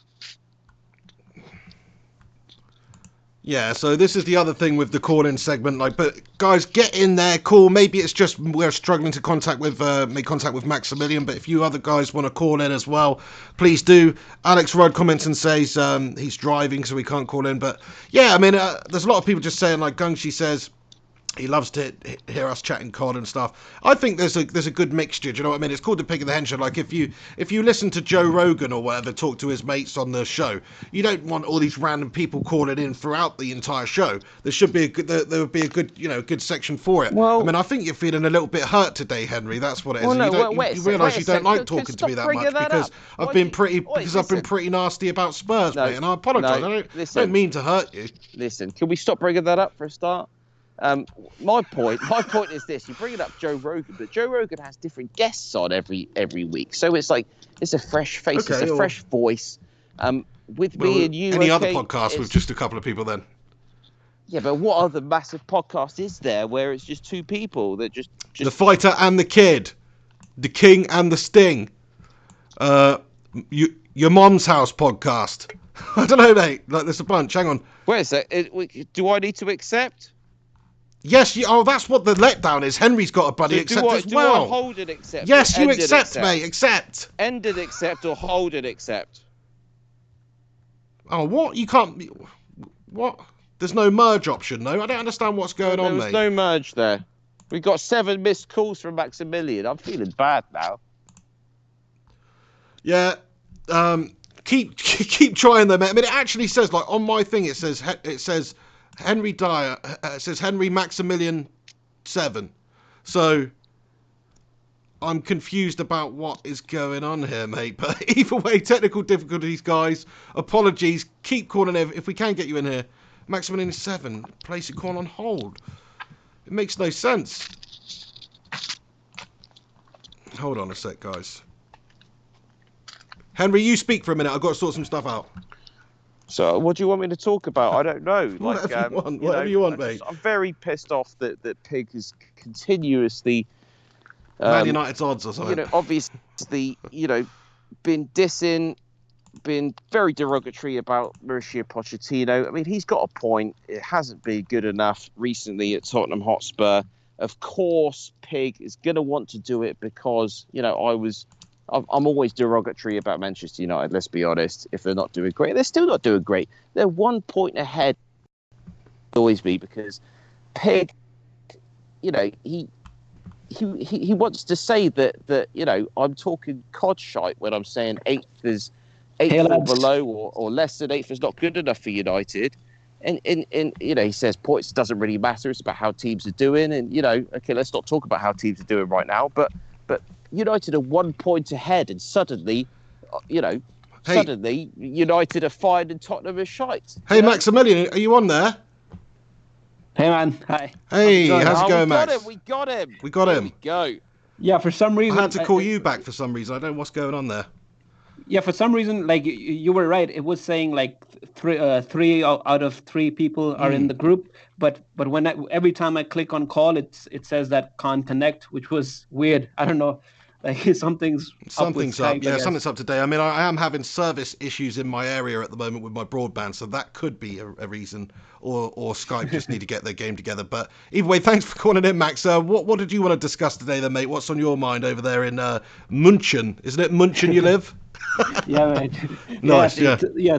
Thanks for having me, as usual. And so basically, just maybe 1 or 2 topics regarding football. Sure. And so I think it was last week or maybe 2 weeks ago when in Sky Sports, Roy Keane, like, he cheekily said that we should go and get Kane from Spurs because they are in disarray or something like that. Seriously, we're going to talk about this, Max. Yeah. And actually, I would love your opinion as well on this. So, bet you would. So what I was thinking was, what do you feel about Kane? Like, do you think? So 2 things. So, do you think we should go for him? And if we do go for him, do you think he would be successful at Man United? Is that to me? Yeah. Sorry. Well, for both of you, I guess. Okay, cool. Well, I mean, I personally do think we should 100% go for Harry Kane. If it became a situation where maybe he would consider leaving Spurs because of how poor they're doing in the league and the fact that they're not going to win trophies or challenge for anything, then maybe it would be a good time for United to go do that. But the first thing, United do have to get on the right track this season. We're 7th in the league. We're not really that far off the top 4, but we need to start getting up there and start closing that gap between where we are now and the teams behind us as well. Like, I don't see Harry Kane wanting to come to this United side right now where we are. It seems like a situation similar to the one Spurs are in right now. It's like Champions League football, trophies are not really on the cards anytime soon. So why would he want to do that when he could maybe go to, I don't know, Real Madrid or Barca or somebody else that would have him? Because I'd imagine Harry Kane is in very high demand around world football. As a lot of the top clubs would want a player like Harry Kane playing for them. So if he was going to leave Spurs, plus the one thing I would say is about Harry Kane, he seems quite loyal. He seems like he loves Spurs. So you couldn't blame him for wanting to better his career and go somewhere and win some trophies. But maybe he'd be the kind of guy that would be like, I can't go and play for another Premier League club because of the Spurs thing. You see that quite a lot with certain players when they really love their club. So maybe he'd look for a move abroad. But yeah, I mean, if I would 100% take Harry Kane at United right now, and United should do everything in their power to try and make that happen. Is it realistic? If Spurs continue to falter this season and United improve, then it becomes much more realistic. It does. I'd I definitely think it's realistic because I mean, let's face it. I think it'll probably because of more money that Kane would come to United, because I'm pretty sure that Daniel Levy is like offering him like 60K or something Yeah. a week. Like And nothing. if he comes, I'm pretty sure Marcos Rojo is on that wage. Right. So yeah, if he comes to United, he'll probably like treble his wages or something. So that's possible. But for me, the thing is, I don't think you could pick any striker in world football, and I don't think they would be successful at United, because we just don't create enough chances for strikers. So it just comes down to that, and I think Mourinho said something along the lines of that we need kind of a target man, because we need someone who can play with their back to goal, and because Marcus Rashford is not necessarily someone who plays with his back to goal, and he says we need someone who can play with his back to goal to break down teams that are sitting in a low block, Yeah. because you can't just keep on running in behind like Rashford and expect to like break teams like Tony Pulis's Stoke or something like that. But the thing is, so here's the thing. So is Kane really a target man? And this is something that's always been in my mind. Like, what profile or like what category of striker does Kane come in? Like, is he like a poacher? Is he? I think he's like your classic centre nine? forward, really. He's sort of a got it on the sense that he's quite strong. He's not quick. He's not going to be like one of those players who plays on the last man and gets in behind a defence like a Rashford. I mean, he will do that obviously, but he's not known for his pace or his runs in behind. It's more about his positioning's fantastic, his finishing ability's fantastic, his strength is good, his aerial ability's good. So he's almost like a classic centre forward. Maybe like, I don't know, like who springs to mind, like an Alan Shearer or somebody like that. And obviously there's nothing wrong with that. I mean, it's a fantastic play you got there. So yeah, I mean, I think we could definitely do with a player like that, because we don't have that, compared to a lot of the other players that we've got at the club. We don't have that type of classic centre forward. We've got these nippy strikers, these poachers, if you like. Although no, I mean, they're not really poachers, just sort of like what do you call them? Like a Michael Owen, Chicharito, Rashford type player. So we could definitely do with something else, Hen. I mean, I can see Henry in the background. He's not happy about us discussing this one at all. He stayed very deadly silent there. Well, I mean, okay. I mean, for me, it's like, okay. So, I mean, it's end of the day, any conversation is open to discussion, because this is what we do on the Pig and the Hen show. We talk. But in terms of reality, Harry Kane, we're talking about Harry Kane going to Manchester United right now. Manchester United are a point above us. We're both not having great seasons. Okay, obviously Tottenham has had a far more of a fall from grace. Okay, so we're not doing great right now. But Harry Kane to go to Manchester United, that for me, that is completely not on the cards whatsoever. Obviously, if Manchester United were to challenge for those Champions League spots, if they were to break into the top four, and Tottenham have a devastating season, let's say Pochettino does go, and we actually have an exodus of players, then okay, maybe we could talk about Harry Kane moving on. But I'll tell you what, there'd probably be other clubs in for him. You'd be looking at the big boys across Europe. Plus, you'd be looking at teams like Manchester City. I mean, you make a good point. Harry Kane is loyal. He's Spurs through and through. He loves Tottenham Hotspur. One thing that I would like to talk about there, Maximilian, you said Harry Kane on 60,000 a week. I mean, to be honest, I think behind closed doors, I think he's making a lot more than that. He's not on the same as Marcus Rojo weekly, because I don't think he would accept that as a player, nor would his family. I was just joking. Yeah, I don't know. But he's not getting paid. He's not getting paid 300,000 a week, which is what he could get at another top club. Sure. But he's certainly on. He's probably on like 180k a week or something, right? I'd imagine. And he's going to be making decent money for sure. Yeah. I mean, one thing I just want to touch on actually is, the thing that Max said a few moments ago, which was the service problem. Like if we did get Harry Kane, we do need other players to come in. Like it would have to be part of a bigger investment job. Maybe Christian Eriksen as well. That would be fantastic. Like it, and that's realistic. Like if Spurs are faltering and Christian Eriksen's looking likely to leave Spurs soon anyway. So I think maybe that could happen. Far more likely because his contract is near to expiration. So that could happen. I wouldn't say that wouldn't happen. That you could see that. Christian Eriksen is the kind of player that would slot in at Manchester United, and he'd like that because he'd get a good solid contract for a few years with Manchester United on top wages, and he knows he's going to play straight. He's going to be straight in that team. Simple as that. Well, I think those two players in particular, the two players that could solve the biggest problems at United, which is our ability to score goals and our ability to create. If you have a creative mid like Eriksen and somebody finishing them off like Harry Kane, then our team would probably improve massively overnight. It's easy to say that. Lots of factors can happen. We do need to improve other parts of the team. But, I mean, looking at it, like, that's the player. That is the player over the last few years that I would want to see move clubs and come to United is probably Harry Kane, just simply because he's one of the best strikers in the world, and he's English. He's still young. It makes a lot of sense. Do you think, Pig, that instead of going for a centre forward, do you think maybe we should stick with Anthony Martial? Because I was looking at these stats on Match of the Day, and they were pretty staggering, and there was something like, with Martial, Oli has won like 76% win ratio, and without him, it's like down to like 12% or something like that. Yeah, you touched on this earlier, Pig. Yeah, I saw the same graphic. It was Match of the Day too. I saw the same thing. So exactly. I mean, Martial to me is a huge player for United. He is. He's got abilities that some of the other players don't have. I think his movement's great up top there.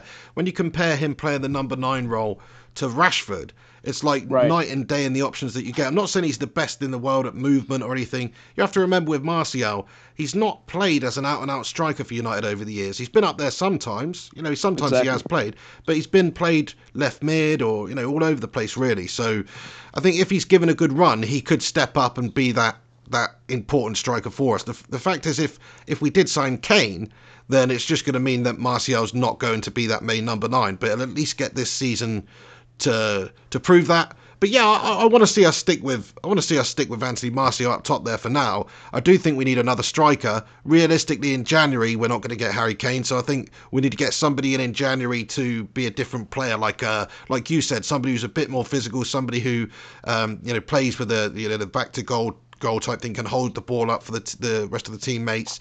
I'm liking what I'm hearing and seeing from Haaland over for Salzburg. He looks like a very good young player. I think that's a realistic option for January. Mandzukic is probably a realistic option for January, but Harry Kane is not. Maybe at the end of the season. But United's problems right now are keeping Martial fit. We need to keep Martial fit. He's our best striker. I mean, don't get me wrong. I love Martial, but I'm still a massive Rashford fan. I mean, I think you United fans do not give Rashford enough credit. I mean, you look at the goals that he's put in this season, and he hasn't always been in the penultimate or the best position to be, and he's still delivering for you. And, he's a young player. You need to be looking after Rashford. You need to find a solid partner for Rashford. That's what you need. I like Rashford at winger. I just don't think he's naturally that gifted a striker. Like when you see in the previous game against Norwich, I don't know if you saw the highlights to that or anything, Henry, but he scored and assisted, and both incidences were fantastic. Like the run into space for his goal, it was great sort of centre forward play, if you like, or strike, great striker plays, exploited the space. There's loads of space. He's made that great killer run in behind. The pass from Dan James was amazing, but he's the run, everything about that, the run, the finish, it was great. It was great striking ability shown by Rashford. So he does have it. It's just I don't think he has it to a good enough or a consistent enough level like a... So you don't think he can develop into kind of like a Jermaine Defoe kind figure, that you just get the ball to him, man up top, he's not the tallest, but he's just going to put it away again and again? Not really, no. I think Jermaine Defoe's just got much more natural finishing ability. personally, like in other aspects of the game, Rashford's way better. Like he's way more physical than Jermaine. He's way quicker. Yeah, he's got much more to his game than Defoe all day long. Yeah, like that's why I think he's a great winger, or even like an inside forward, somebody that can use their pace down the wings, get balls in, but also cut in and can be dangerous in front of goal. We've seen him at striker this season. He's just not done the business for me, unfortunately. I like Rashford. I do. I think he's a great player. I'm really happy we've got him. He's only 21. People forget that. It's really easy to because he's played a lot of games, but he's going to be a fantastic player. I just think his best position is out wide. Well, I've got him in my fantasy football team, so I hope he scores lots of goals. That's all I care about. Couldn't care less about Manchester United, you know. I think that there's a time and place to use Rashford. Like it's like you can't, as I said before, and Mourinho in the Sky Sports program, he said it best that you can't play him with teams that sit in a low block. And he's a big game player. Like you look at his record against like the top six, like against Liverpool, against City, I think even against Spurs. Like I think he's probably our top scorer. Like he had the best record. He had a better record than Martial. He had a better record than Lukaku. Yeah. So yes. He's always there, and everybody's kind of saying, well, he's not an actual striker, but he still needs to play. But I kind of feel sorry for him. I feel like surely by now, as your top striker at Manchester United, he should be settled. And why isn't he? That's a big question mark, for me, for Marcus Rashford. But he's not really our main. He's not really our main striker, though. I think Martial was. Yeah, but in terms of goal scoring, I mean, he like Maximilian just said there. Has he not got the goal scoring stats there for you guys? Well, I could only think of how many has he scored this season? Like 4? I don't know. Let me just have a look. More than any other United player. I think in his best season he has like 10 goals, which is like nowhere near good enough for a top Premier League striker. Yeah, what you have to remember as well, Hen, is Anthony Martial's been out injured for like quite a while. I'm looking at the stats here. So yeah, Marcus Rashford scored 5 goals for United so far. Anthony Martial scored. It's not bad. It's not bad. Well, it's not great either. Anthony Martial scored 4. Daniel James has scored 3. But if you look at the minutes per goal, Rashford is 172 minutes per goal, which is basically 1 every 2 games, which, it's no disgrace, but it's not amazing. And then Anthony Martial's, if you look at his this season, 4 goals, but 1 every 103 minutes. So almost 1 a game there. So it's much better statistics percentage-wise than just looking at the 5 goals that he has scored. Plus how many, a couple of penalties. That first game of the season against Chelsea was just like I don't think if we play Chelsea again it's going to go like that, to be honest. We'll see tonight, won't we? You know what? After this conversation, I might take Rashford out now. Fuck Rashford. Let's get Jordan Ayew back. I wouldn't have him in my team. No, I've taken him out of my team, mate. I put Jamie Vardy in instead of Rashford. Who's gonna do the business? I've got Vardy in. I've got Tammy Abraham in. Oh, get in Callum Wilson in or something like that. Yeah, I've got Callum Wilson and Vardy up top there. Yeah. So, okay, interesting. I like that. Interesting. And you're United fans, and you'd rather Wilson than Rashford in, so that says something. Yeah. Maximilian, thank you so much for your call. I mean, have we got anyone else that might want to call in this evening, Pig? No calls coming in right now. Just want to say to everybody tuning in, thank you very much, Maximilian, for getting involved as well. But everybody who's watching, if you do want to call in quickly, we've just hit 2 hours 2 minutes on the clock. But if you want to call in, have your say about anything we discussed, then please do call Pig and the Hen Show at hotmail.com in Skype, and we'll try and get you on here before the end of the show. Can I ask you a quick question before? Yeah, sure, mate. Sure. Yeah. So I was thinking about this. Like our midfield area is really weak, just in terms of like sheer numbers. Like forget the quality. Like just in terms of like the depth is like completely not there. And if Oli is like persistent with this 4-2-3-1, we don't really have a top class attacking midfielder either. Like we play Andreas Pereira in the number 10 role, which is, let's face it, I mean he's a good potential, but he's nowhere near like top quality. He's not top, and he's not ready yet anyway. No. Exactly. So do you think that we should perhaps go for Özil on a loan in January Oh, because he has, I don't think he has played a Sorry, so single just minute correct me if this I'm season. wrong. Quickly, sorry to butt in, but was it Maximilian the other week that suggested Arsene Wenger as a potential Yes. replacement for Ronnie Gunnar-Solskjaer? I mean, there's definitely some kind of Arsenal blood running in there, isn't there? No, I'm just throwing out an unpopular opinion, if you will. Like it's just a like a shout. I mean, the thing is that we can't deny that on his day I think he's one of the best playmakers in the world. And the sad part is that his days are like once a year or something like that. He doesn't really turn up in every match. But I mean, maybe it's because he's just like fed up at Arsenal. Like he just doesn't it's just gotten a bit stale. Like he's been there for I don't know, like almost 7 years.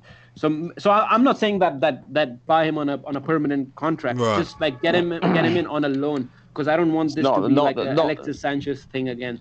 Not the right player for me. I mean, I'll refer back to like a news story of Ozil and who was it? Was it Kolasinac? That were kind of attacked by thugs or something whilst they were in a car, and I mean, I feel sorry for the guys.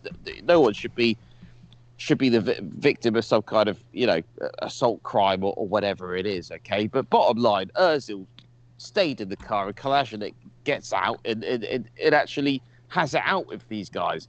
And is it wrong for me to compare that to football? But for me, Ozil, if he's so satisfied with his life right now, and he's happy with his paycheck, I don't think he's the guy that's going to make a difference at Manchester United. I'd rather you bring in Kolasinac. What? A fighter.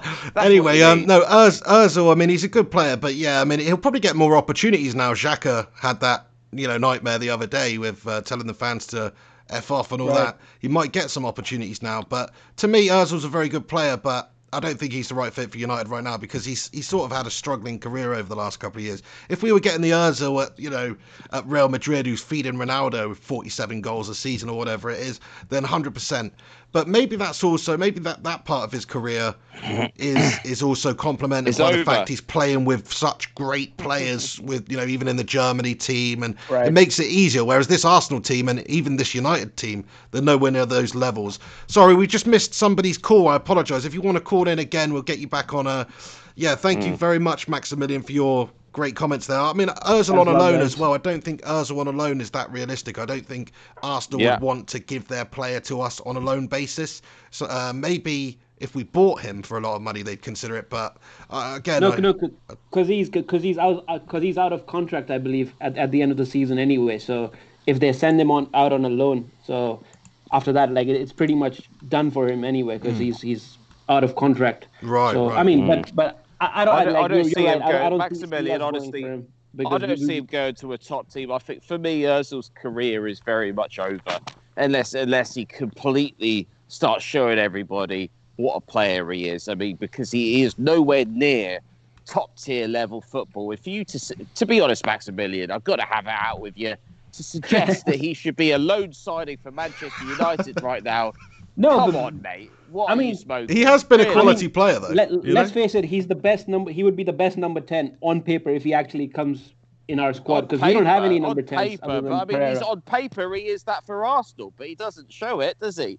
So you think that suddenly he puts on the United shirt and he's going to be the old Ozil? I mean, okay. I mean, he need a good manager, Maximilian. If you were advising Solskjaer on how to manage Ozil, it could work. You know what I mean? That's all I'm saying. Nice one. Well, great call though, Max. Thank you very much for getting in here again with your opinion. Some interesting talking points. We're going to have to end it now because we've got another call coming in, but thank you for getting involved, Max. Have a great day, mate. Thanks a lot, guys. Speak to you soon, mate. Thank you very much. Cheers. All right, man. See you.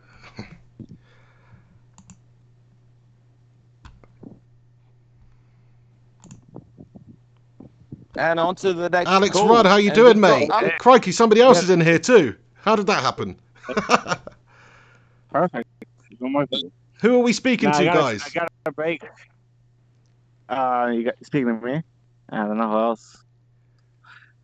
Pete Miller. Pete Miller in the house, mate. How you doing, Pete? And Alex Rudd. Alex Rudd. Okay, well, come on, Pete. You need to make sure People are speaking one by one. Well, yeah, that's it. Please, Well, dictate. Yeah, sorry, I don't know what happened there. I added both of you at the same time. You were both calling at the same time, but thank you for calling, fellas. Alex Rudd, you were the first to call, mate. So what was on your mind, and then we'll get on to Pete in a minute. Well, I was gonna call and say to the previous caller, if you guys want to take Ozil off our hands, go for it. I'll come over to England and travel myself. Yeah, I'm not surprised. I mean, Measures. he's not been doing the business for you, really, has he? Would you like to see the back of him then?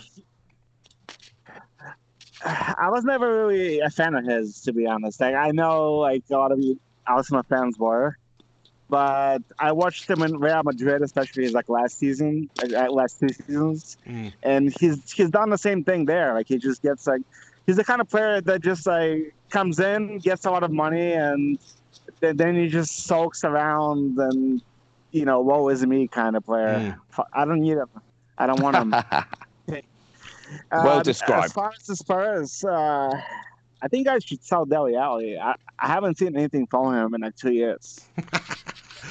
I don't want to tell you because I know he's your team and I know that it's a rival, but from what I've seen from Dele Alli, it's what has he been doing? He's supposed to be your front three. You guys have Harry Kane and Son. Okay, Alex. Right, I'll jump in here. Okay, so it went to his head. It went to his head, Alex. That's what happened. Dele Alli. He was the talking point of the sports media nationally for a good year. Suddenly it's like he's coming into the England team for the 2018 World Cup. He is going to make the difference. He is our next big thing. Suddenly, he's probably got an agent there saying, look, you've got this contract, you've got that, advertising, etc. You're seeing him plastered all over the place with a silly haircut, whatever. And since then, you're right. It's completely curtailed. And it's worrying. Of course it is. But there we go. Basically, he's just shite, isn't he, really? Shut up, pig. Nobody asked for your input. All right, my bad. Back to Alex. No. Well, I mean, as far as the Spurs go, I don't even get the team, to be honest with you. You guys have so much better players than we do, and yet you guys for lack of a better word, bottling it. I mean, come on, Alex. Come on, the Pick of the Head show. It's not calling them bottlers, I mean, come on. They kind of are. Come on. Besides our top 2 players, who else is going to get on into the Spurs team? Probably not that many people. So, sure. Yeah, the fact you're these guys are so much better than us, on paper, anyways, not in unfortunately real life. Well, unfortunately for you, it's good for me because I get it's Pochettino. I mean, in fairness to Pig, he's got a point. It's Pochettino's his motor at the moment. I was questioning him on the fact that Pochettino is his motor of the moment right now, but in terms of motor of the season so far, then you've got to give it to Mauricio because we finished Champions League finalists last season. We've got Champions League football again. We finished second, third, fourth. We've been in and amongst it. We've had Pochettino for a good while, and to see where we are now, it's particularly worrying. Of course it is. Okay, well, I'll take him, and you guys could take Emery. How about that? No. So hang on, Alex. You would do a swap between Pochettino and Emery, would you? Quite interesting. You take Poch at Arsenal. Question. Well, 1 second. Sorry. Hey, Pete, are you still there?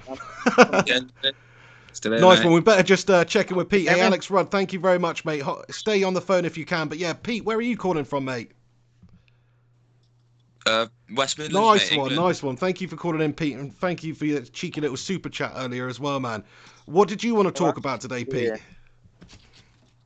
I want to talk about some Melton at the moment. I've got a bit of a bone to pick with Henry at the Fantastic. minute because last week I sent in a super chat saying Pochettino is the biggest melter at the moment, and you sort of said fuck off. I'm not willing to debate it. He's not really the melter. Mate, a draw against the bottom of the league side, Watford at home, is such a fucking melt. mean, Arsenal. I mean, of course it is. Of course it's a melt. I love it. Pete, I'll tell you what, mate. Pete, yeah, I respect anyone that calls in, but as far as I know, Pete, you are the first UK-based caller that we've had on the Pig of the Head show. In terms of where we started these callers. Is that right? I think Pete? you might be right there, Pete. Yeah, like you're one of the homegrown. Do you know what I mean? No, sorry, no, Pete's not right. I'm right. All right, you're right then, mate. I Calm said down. it. All right. There we go. Let's get that right for a start. Okay. Fantastic. Thank you so much for calling in, Pete. And loving that West Midlands accent right there. And but okay. My point was, yes, it's an awful result, drawing to Watford. But you've got to look at the week that we had previously. It was an awful week. We lost 7-2 to Bayern Munich. It was devastating for us. It was devastating. We play Watford, we play them at home, and we go a goal down. Worst start for any team. It can happen to any team. You can play any team, you can play them at home, and then you go a goal down. So for us to get back in the game, Dele Alli to score a goal where he hasn't been anywhere for ages now. I'm not disagreeing with you. But I'm trying to see a silver lining. That's all it is, Pete. Yeah, I do agree with you. I just also like to say this week, I do disagree that Poch is the matter at the moment this week, because that Southampton game against what was it? Leicester City. Yeah, great shout there, man. Yeah, 9-0. That is a melt. Mate, there. that's a great shout. That's a great candidate for melter of the moment. Like, we didn't even talk about that. Great point, Pete. Like, Vardy got a hat trick. Didn't somebody else get a hat trick as well? I remember back in the day watching. Maybe, how old are you, Pete? How old are you, mate? 18. 18. So you won't remember these days. But when I was a nipper, I remember Man United smashing Ipswich Town 9-0. I think it was. So. Like, I can't remember a game like that in the Premier League since then. So that is a massive melt job to go down 9-0 against another team in the top flight. It is record breaking, lads. Yeah, that is the biggest Premier League away win, and not even just Premier League. We're looking back over the last 130 something years of top flight English football. That is the biggest recorded away win in top flight ever. Even going back into the olden days, are you sure? Certainly is. It is 9-0. It's massive. Ryan Bertrand, what a mug. Melter of the moment. I tell you what, new melter of the moment. Pete's got a point there, isn't he? Pete's got a point. Ryan Bertrand, red card. What are you doing, mate? I mean, absolutely devastated Southampton in the history books. Yes, Southampton melter of the moment. That is a great shout, to be fair, mate. Loving that, Pete. I also say that we, as Man United fans, you can't really take the piss out of Tottenham at the minute. They're a point behind us, and they just lost against the best team in the league. So you can't really take the piss. Well, you shouldn't really take the piss, but you can. Just because I like Pete. I like Pete's neutrality. He's very levelled. This 18-year-old Pete that's calling in right now. Fair play to you. It is what it is. Let's wait until the next Pig of the Head. And Pig can give a bit more if we've lost and you've won again.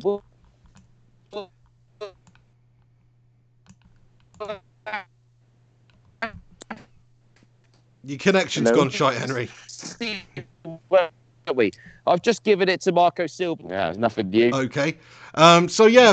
Pete, fair play. No, you're right. We're only a point ahead of them. And if you look at their squad, I mean, even at this stage, I hate to say it, I've been giving Spurs loads of banter this season, but at this point right now, who do I expect to finish higher? No, who should finish higher? It's actually still Spurs, because they've just got a much better squad. Like, over the course of the remainder of the season, 28 games left or whatever it is, I expect Spurs to pick up more points than United. Does that mean that they will? I guess so. But I do expect. Can you hear me? Can you hear me? Can hear you okay now, yeah. Yeah. Great. It's Alex. Are you still there?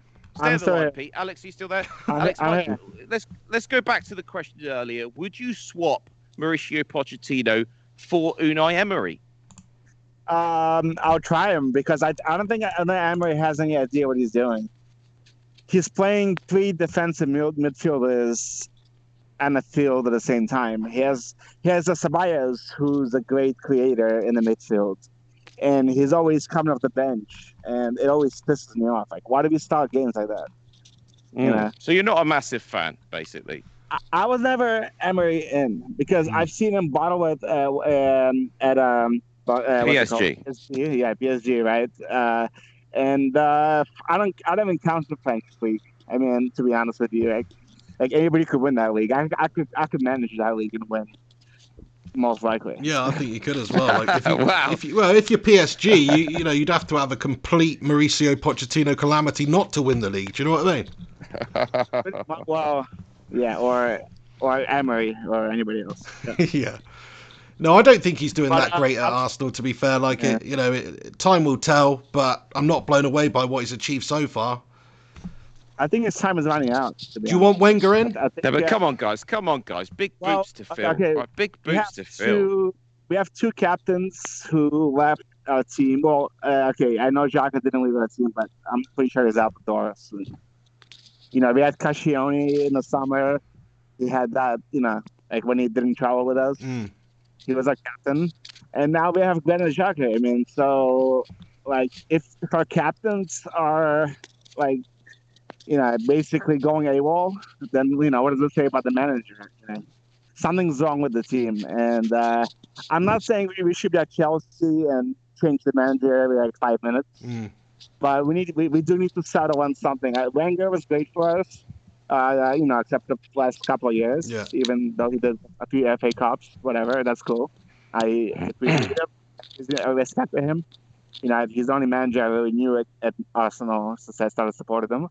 But I think right now we should like try out some different managers because I think we need to settle on somebody who plays a style that suits us. For me, you have to give Emery a chance. I mean, he hasn't been terrible. He hasn't been terrible. I can understand where you're coming from. It's not great, but at the same time, you know, Pig touched upon this earlier that Arsenal fans are very quick to hate on the players, maybe hate on the manager as well. You know, there's certainly an impatience amongst the Gunners there. Very patient last. I'm sorry. I just want to answer. Give it a bottle. I was actually very patient last season. I didn't even say anything on the show about him because I knew. You know what? Let's give him a year. Let's give him a year and a half. Let's see what he's gonna do. Like to this day, I have no idea what our game plan is. Like what we're coming in and we're just like winging it out there, and that's not. That's not how you manage a football team. So you don't feel that the Arsenal team is settled under Emery. That's your overriding issue, Alex. Yeah. Yes, because we could talk about Pochettino all we want, yes, he hasn't won trophies and all that stuff, and yes, people give you banter about it. But at the end of the day, he's a great manager. I would definitely have him at Arsenal because I think he knows what he's doing, and he would make the best. My last question for you, Alex. Last final question to yourself this evening or this afternoon is we had Maximilian on previous Pig of the Hen show saying that Arsene Wenger could work at Manchester United if it doesn't work out for Ole Gunnar. What's your thoughts on that? Listen, if you guys want to take him, take him. He might want to have a new team. Maybe that would galvanize him to do better. And he can do it. I think he'll do a better job than Oli. I mean, I'm not throwing shade at Oli. Better job than Oli. Wow.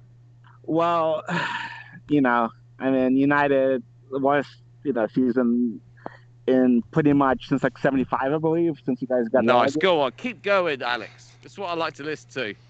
No, I'm just thinking the truth. I mean, I'm not calling the show to kiss your asses. I mean, I love you guys, but I have to speak the truth. Don't you think Ollie needs a bit more time though? You're on about Emery needing a bit of time, and you weren't prepared to criticise him last season because obviously, he hadn't had that much time. But I still don't think Ollie Solskjaer's had that much time myself. I think Ollie has more of a plan. At least he got rid of the problems in the team. Yes, I think that his biggest problem was he didn't really add any attacking players. And that's why you guys are where you are. Because I think Rashford scored a couple of goals, but he's going to disappear as quickly as he has appeared, right? I mean, you've seen him before. That you're a United fan, so He's never banging the goals inconsistently. No, it's not like 25. You know, like Max, the previous caller, said. I think he scored 10 in a league campaign. That's the most he's got. So, but he's still only 21 though. Like he could improve. Look at Raheem Sterling when he was that sort of age. Certainly could. That's why I think Ali does have a plan. But however, he just, I want to see who he signs. In January or summer before I judge him. But the difference is that Emery is established. He's supposed to be an established manager. Yeah.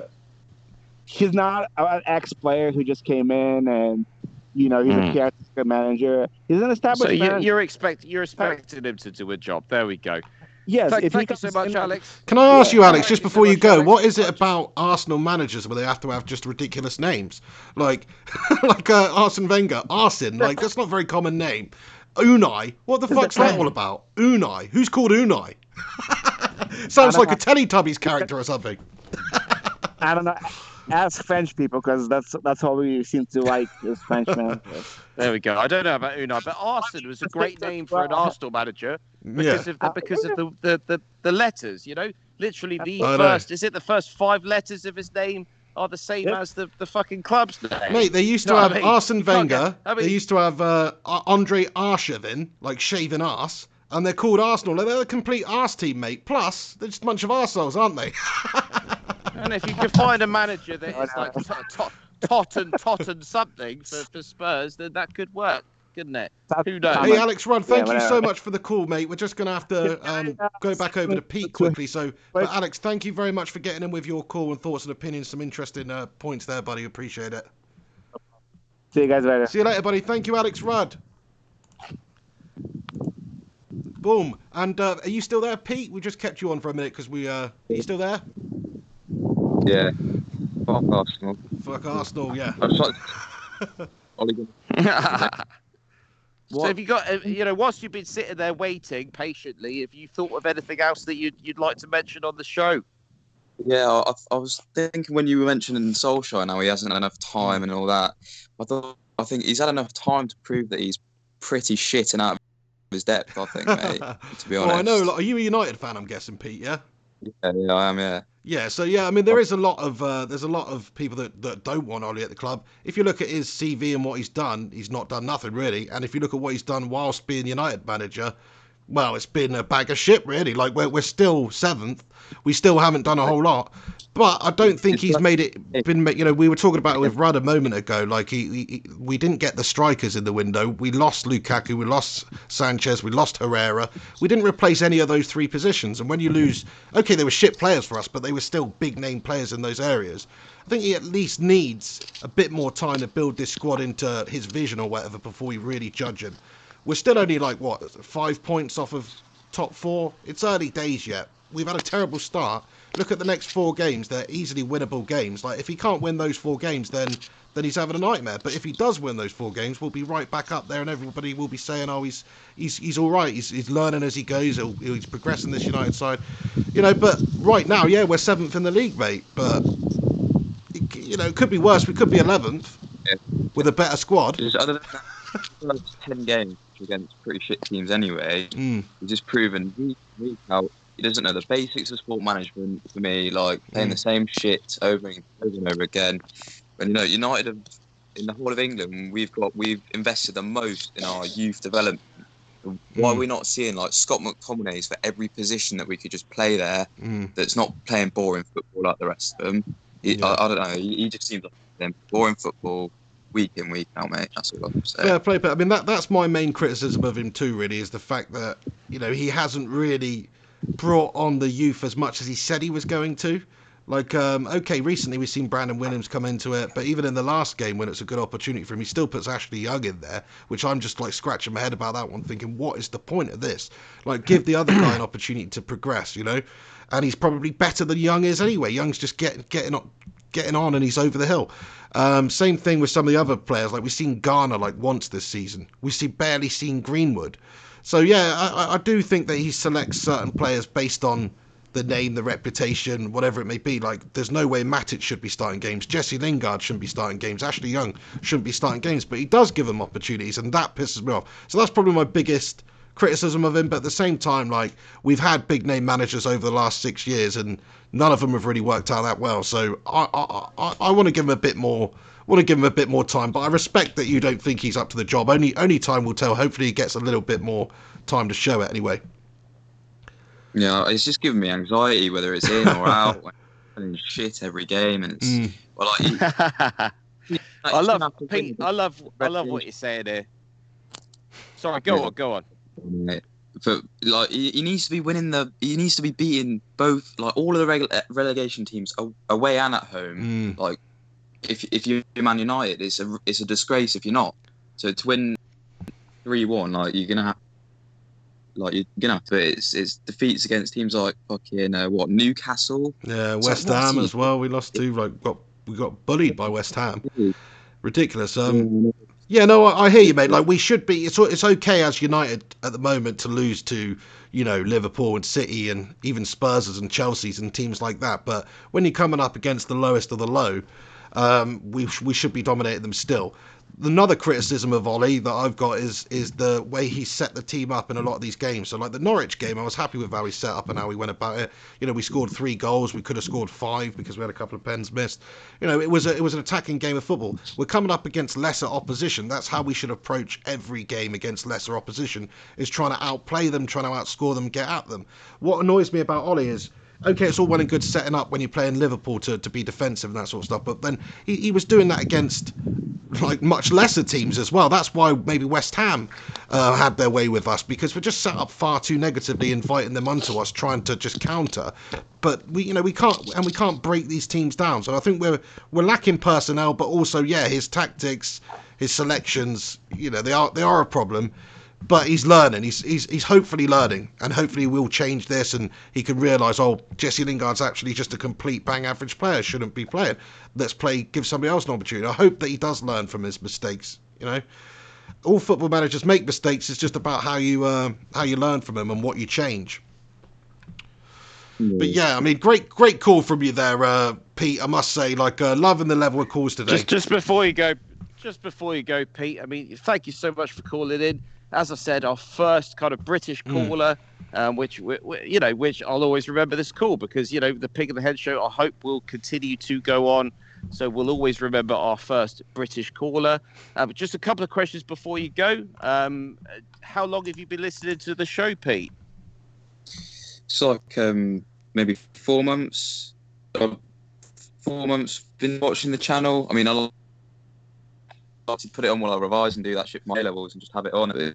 I hope it won't be my last time calling in. Nice one, mate. That's awesome. Wow. Well, I mean, that's absolutely amazing. I mean, I'm just so happy that, because, me and the Pig, obviously, we do take it semi-seriously. It is, it's something that we do every week. But to know that we're actually, having an audience there that is, the younger football fans, etc., especially in our home country, is fantastic.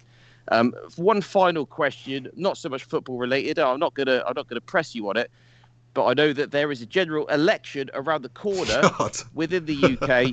Will you be as a student, Pete? Will you be voting? Just a simple yes or no will do. Absolutely, I will be voting. I think it's important to do that.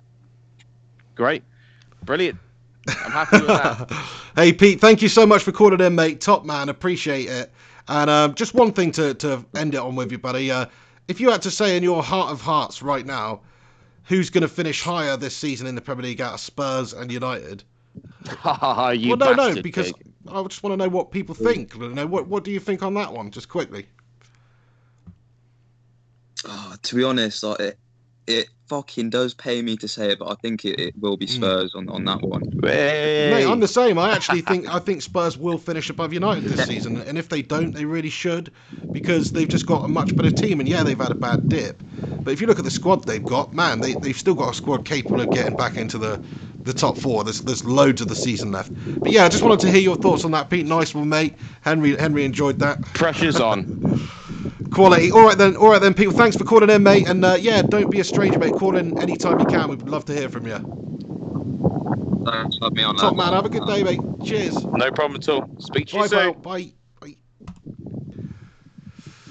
Nice one, Pete. Nice one, Alex Rudd. Nice one, Maximilian7. We've had a bunch of calls and we're still online for a little bit longer. We've actually been going for 2 hours 32 minutes now, Hen. Well, I mean, I'm gonna have to love you and leave you on that thing. I don't think I could do another phone call, even though I'd love to. I mean, it's particularly late where I am. Great calls, I though, do tonight. have a date. You know, I don't see the super chats don't come to me. Even if they did, it would not replace my day job. So I'm gonna have to love you and leave you, unfortunately. But great calls this evening. Loving speaking to these new people. You know, obviously Alex Rudd, absolute legend. Maximilian, spoke to him the other day. You know, very interested to hear his thoughts. And Pete, a brand new caller, our first British caller, UK-based caller, and a student as well. He listens to the Pig in the Head show whilst doing his revising, coursework. mate. I don't recommend that, by the way, revising. Well, I mean, you know, I don't know. I mean, who knows what he's studying? He could be doing like A-levels in Manchester United and in Tottenham. I don't know. Do they offer A-levels in those subjects these days? You know they don't. And if it was a course related to Tottenham Hotspur, I'm sure it'd be a B-Tech anyway. Oh dear. But no, thank you for that. Thank you for that, Pete. Like, great calls, Alex Rudd, Maximilian. I just want to read out a couple of super chats that have come in at the end here. Just shout out to everybody that's got involved in the live chat and watched the show today. Thanks to all for stopping by. Do us a favour, please, if you can, smash a like on it. Give these a share. It'd be much appreciated. But Gungshi here with a super chat. Gungshi, thank you so much. You sent a few in today, mate. Much appreciated. Showing that full support for the Pig and the Hen show. Absolute legend. He comments and says, good calls today and great show as usual. Cheers, Pig and the Hen. Oh, it's lovely, Gungshi. Thank you very much for that, mate. Thank you. Thank you so much. We love doing this. Yeah, Gungshi's also commented, Ollie's substitutions are too late. Yes, Gungshi. Like, he doesn't... So true. His in-game management is poor. We didn't talk about that with Pete on the call, but that's another thing that annoys me, actually. Like Pete's call did have a good basis. Like, he just doesn't think Ollie's the right man. Based on what he's done and showed in his managerialship at United, he's not really set the world alight, has he? But I just think, anybody... The interesting thing from... Well, you know, I'm just going to mention Pete's age again, because basically he's 18 years old, so he's obviously grown up with the Fergie era. I mean, that was like his childhood, wasn't it? The glory days was like when he was still opening presents. Like his whole family have bought him like Christmas presents and birthday presents, and Manchester United are winning the league every season and winning the Champions League or something. And he's loving it. And now he's, you know, shit's hit the fan. He's actually having to revise, and he's realising that he potentially has to grow up. And, you know, there's responsibility. Plus, the team that he loves is doing shit compared to what he was used to as a child. And no wonder he's calling into the Pig and the Hen show. You know what I'm saying? Well, he had some strong views there. Loved hearing them. Yeah, it's quite funny to think that from like 12 years old, he's just known absolute mediocrity. Do you know what I mean? Like in my lifetime, most of it has been Man United being a successful, dominant team. He knew it when he was a little kid. Surprised you still have young fans. Well, there you go. They're only here for you, Henry. Just a super chat here from JP. No message with it, but shout out JP, long-time listener, long-time commenter. Love you long time. Thank you very much for getting in there, Jay. Those are almost the best, aren't they? You don't even need to say anything. They just super chat. Fair play to you, JP. You know what I mean? And then Pete Miller at the end here has also sent another cheeky super chat, just saying thanks, lads. Pete, once again, thanks for calling into the show. And for super chatting in there. Much appreciate everyone who does get involved with this channel. I mean, we're going to pretty much wrap it up here then, Henry, because you've got to get on and get your beauty sleep, pal. But well, what time is it? What time is it there? It's now 20 to 5. Bloody hell. What time's it here? It's going to be late. It must be 20 to 1 or 20 to 2. Crikey. Let me just check. Well, yeah. It's 20 to 1. It's 20 to 1. Crikey, mate. It's still a bit obscene, though, because I need to be up at, like, 6:30, 7. But there we go. That's how I roll. Loving the dedication. I'm going to send my full address out to the Pig, so he can send me like lighting equipment, and hopefully some of these super chats they won't just go into cheeseburgers for the Pig.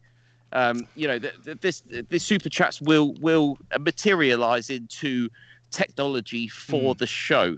Yes. That's what I keep hearing from the Pig anyway. I know, and you keep saying you're going to send me all your details. We'll just do it after this call, mate, and then I've got it. Do you know what I will do, but yeah.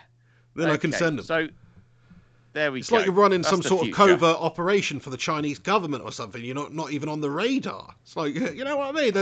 I'm starting to think about you, Henry Hotspur. Maybe you're some sort of special agent. Maybe you're a double agent. Do you know what I mean? Well, maybe. And I've just picked the Pig of the Hen show to be some kind of like, espionage. Come on, mate. Get real. All right. Hey, anyway, Henry, I know banter aside, great show today, mate. Loving the calls, loving the chat we've had, mate. I know not all of it is that nice talking about. Fact is, United and Spurs are just doing poor at the moment. So, but somebody's got to be. Some of us are just slightly better than others. That's just the way it is. But appreciate you taking the time out, and obviously it is very late. I just want to give a little shout out to Aka Tips, who sponsored this episode of the podcast. So thank you to them. You can check the link in the description below. You may have seen the advert at the start of the show if you were tuned in as an eager beaver. So thank you very much to those guys for continuing to support the show. Go over there, check them out, have a read. If it's of any interest to you, you know what to do. Anything final to end on? You want to end on, Henry? Well, just quickly, I mean, who's United got next in the Prem? United next in the Prem is Bournemouth away on the 2nd of November, I think. No, Bournemouth away, and we've got Everton. I can't remember if it's home or away. To be honest, we've been doing terribly recently, and I just almost dread every game as a Spurs fan. I do. So I just hope that we can get back to winning ways. Especially after announcing Marco Silva as my motor of the moment. I'm just praying for that. To be beating Everton. I'm praying for that one. I am. Maybe I should take Sigurdsson out of my are. fantasy football team, mate. I don't know. It's just been having a mare. Anyway, yeah, thank you very much, Henry Hotspur, for your time. Thank you to each and every one of you guys for tuning in. You have been watching the Pig and the Hen Show podcast. Please subscribe to the channel if you're not subscribed to it. Also, you can check out the audio podcast if you just search Pig and the Hen Show in whatever podcast app you use, or on iTunes or whatnot, or Flying Pig United on SoundCloud. So go and check it out, subscribe over there, listen to it if you want via that method, and appreciate all of you who've tuned in. For now, you've been watching the Pig, I've been the Pig. No, I've been the Hen. And you have been watching the Pig and the Hen Show football podcast. We'll see you next week around about 2 p.m. Because the clock's changed, we're doing this at 2 p.m. Wednesdays now for the time being. So keep it peeled for then. We'll see you then. UK listeners, obviously. For UK listeners, also like some American listeners, etc., like where you have the daylight savings time and all that stuff. Just look at when we're going to start the show anyway. It's too confusing. That's what confused me about America. Like, they've got 3 different freaking time zones there, pal. Do you know what I mean? Oh, so they've got that. So basically, if you've got like a change of clocks, then you need to be tuning in an hour earlier. Right. If your clocks don't change, then just tune in your regular time. Great shout out to you all at the end here. Junior Red, Gungshi, Illy United, Panini, Viking Red, and everybody else. Thanks very much for stopping by on the Pig of the Hen Show. We'll see you next week. Take it easy, stay classy, have yourselves a good one, and come on, United. Enjoy the outro.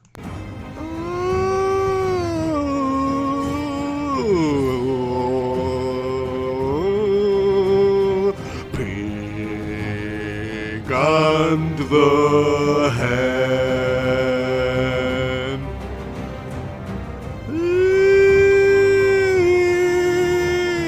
Pig and the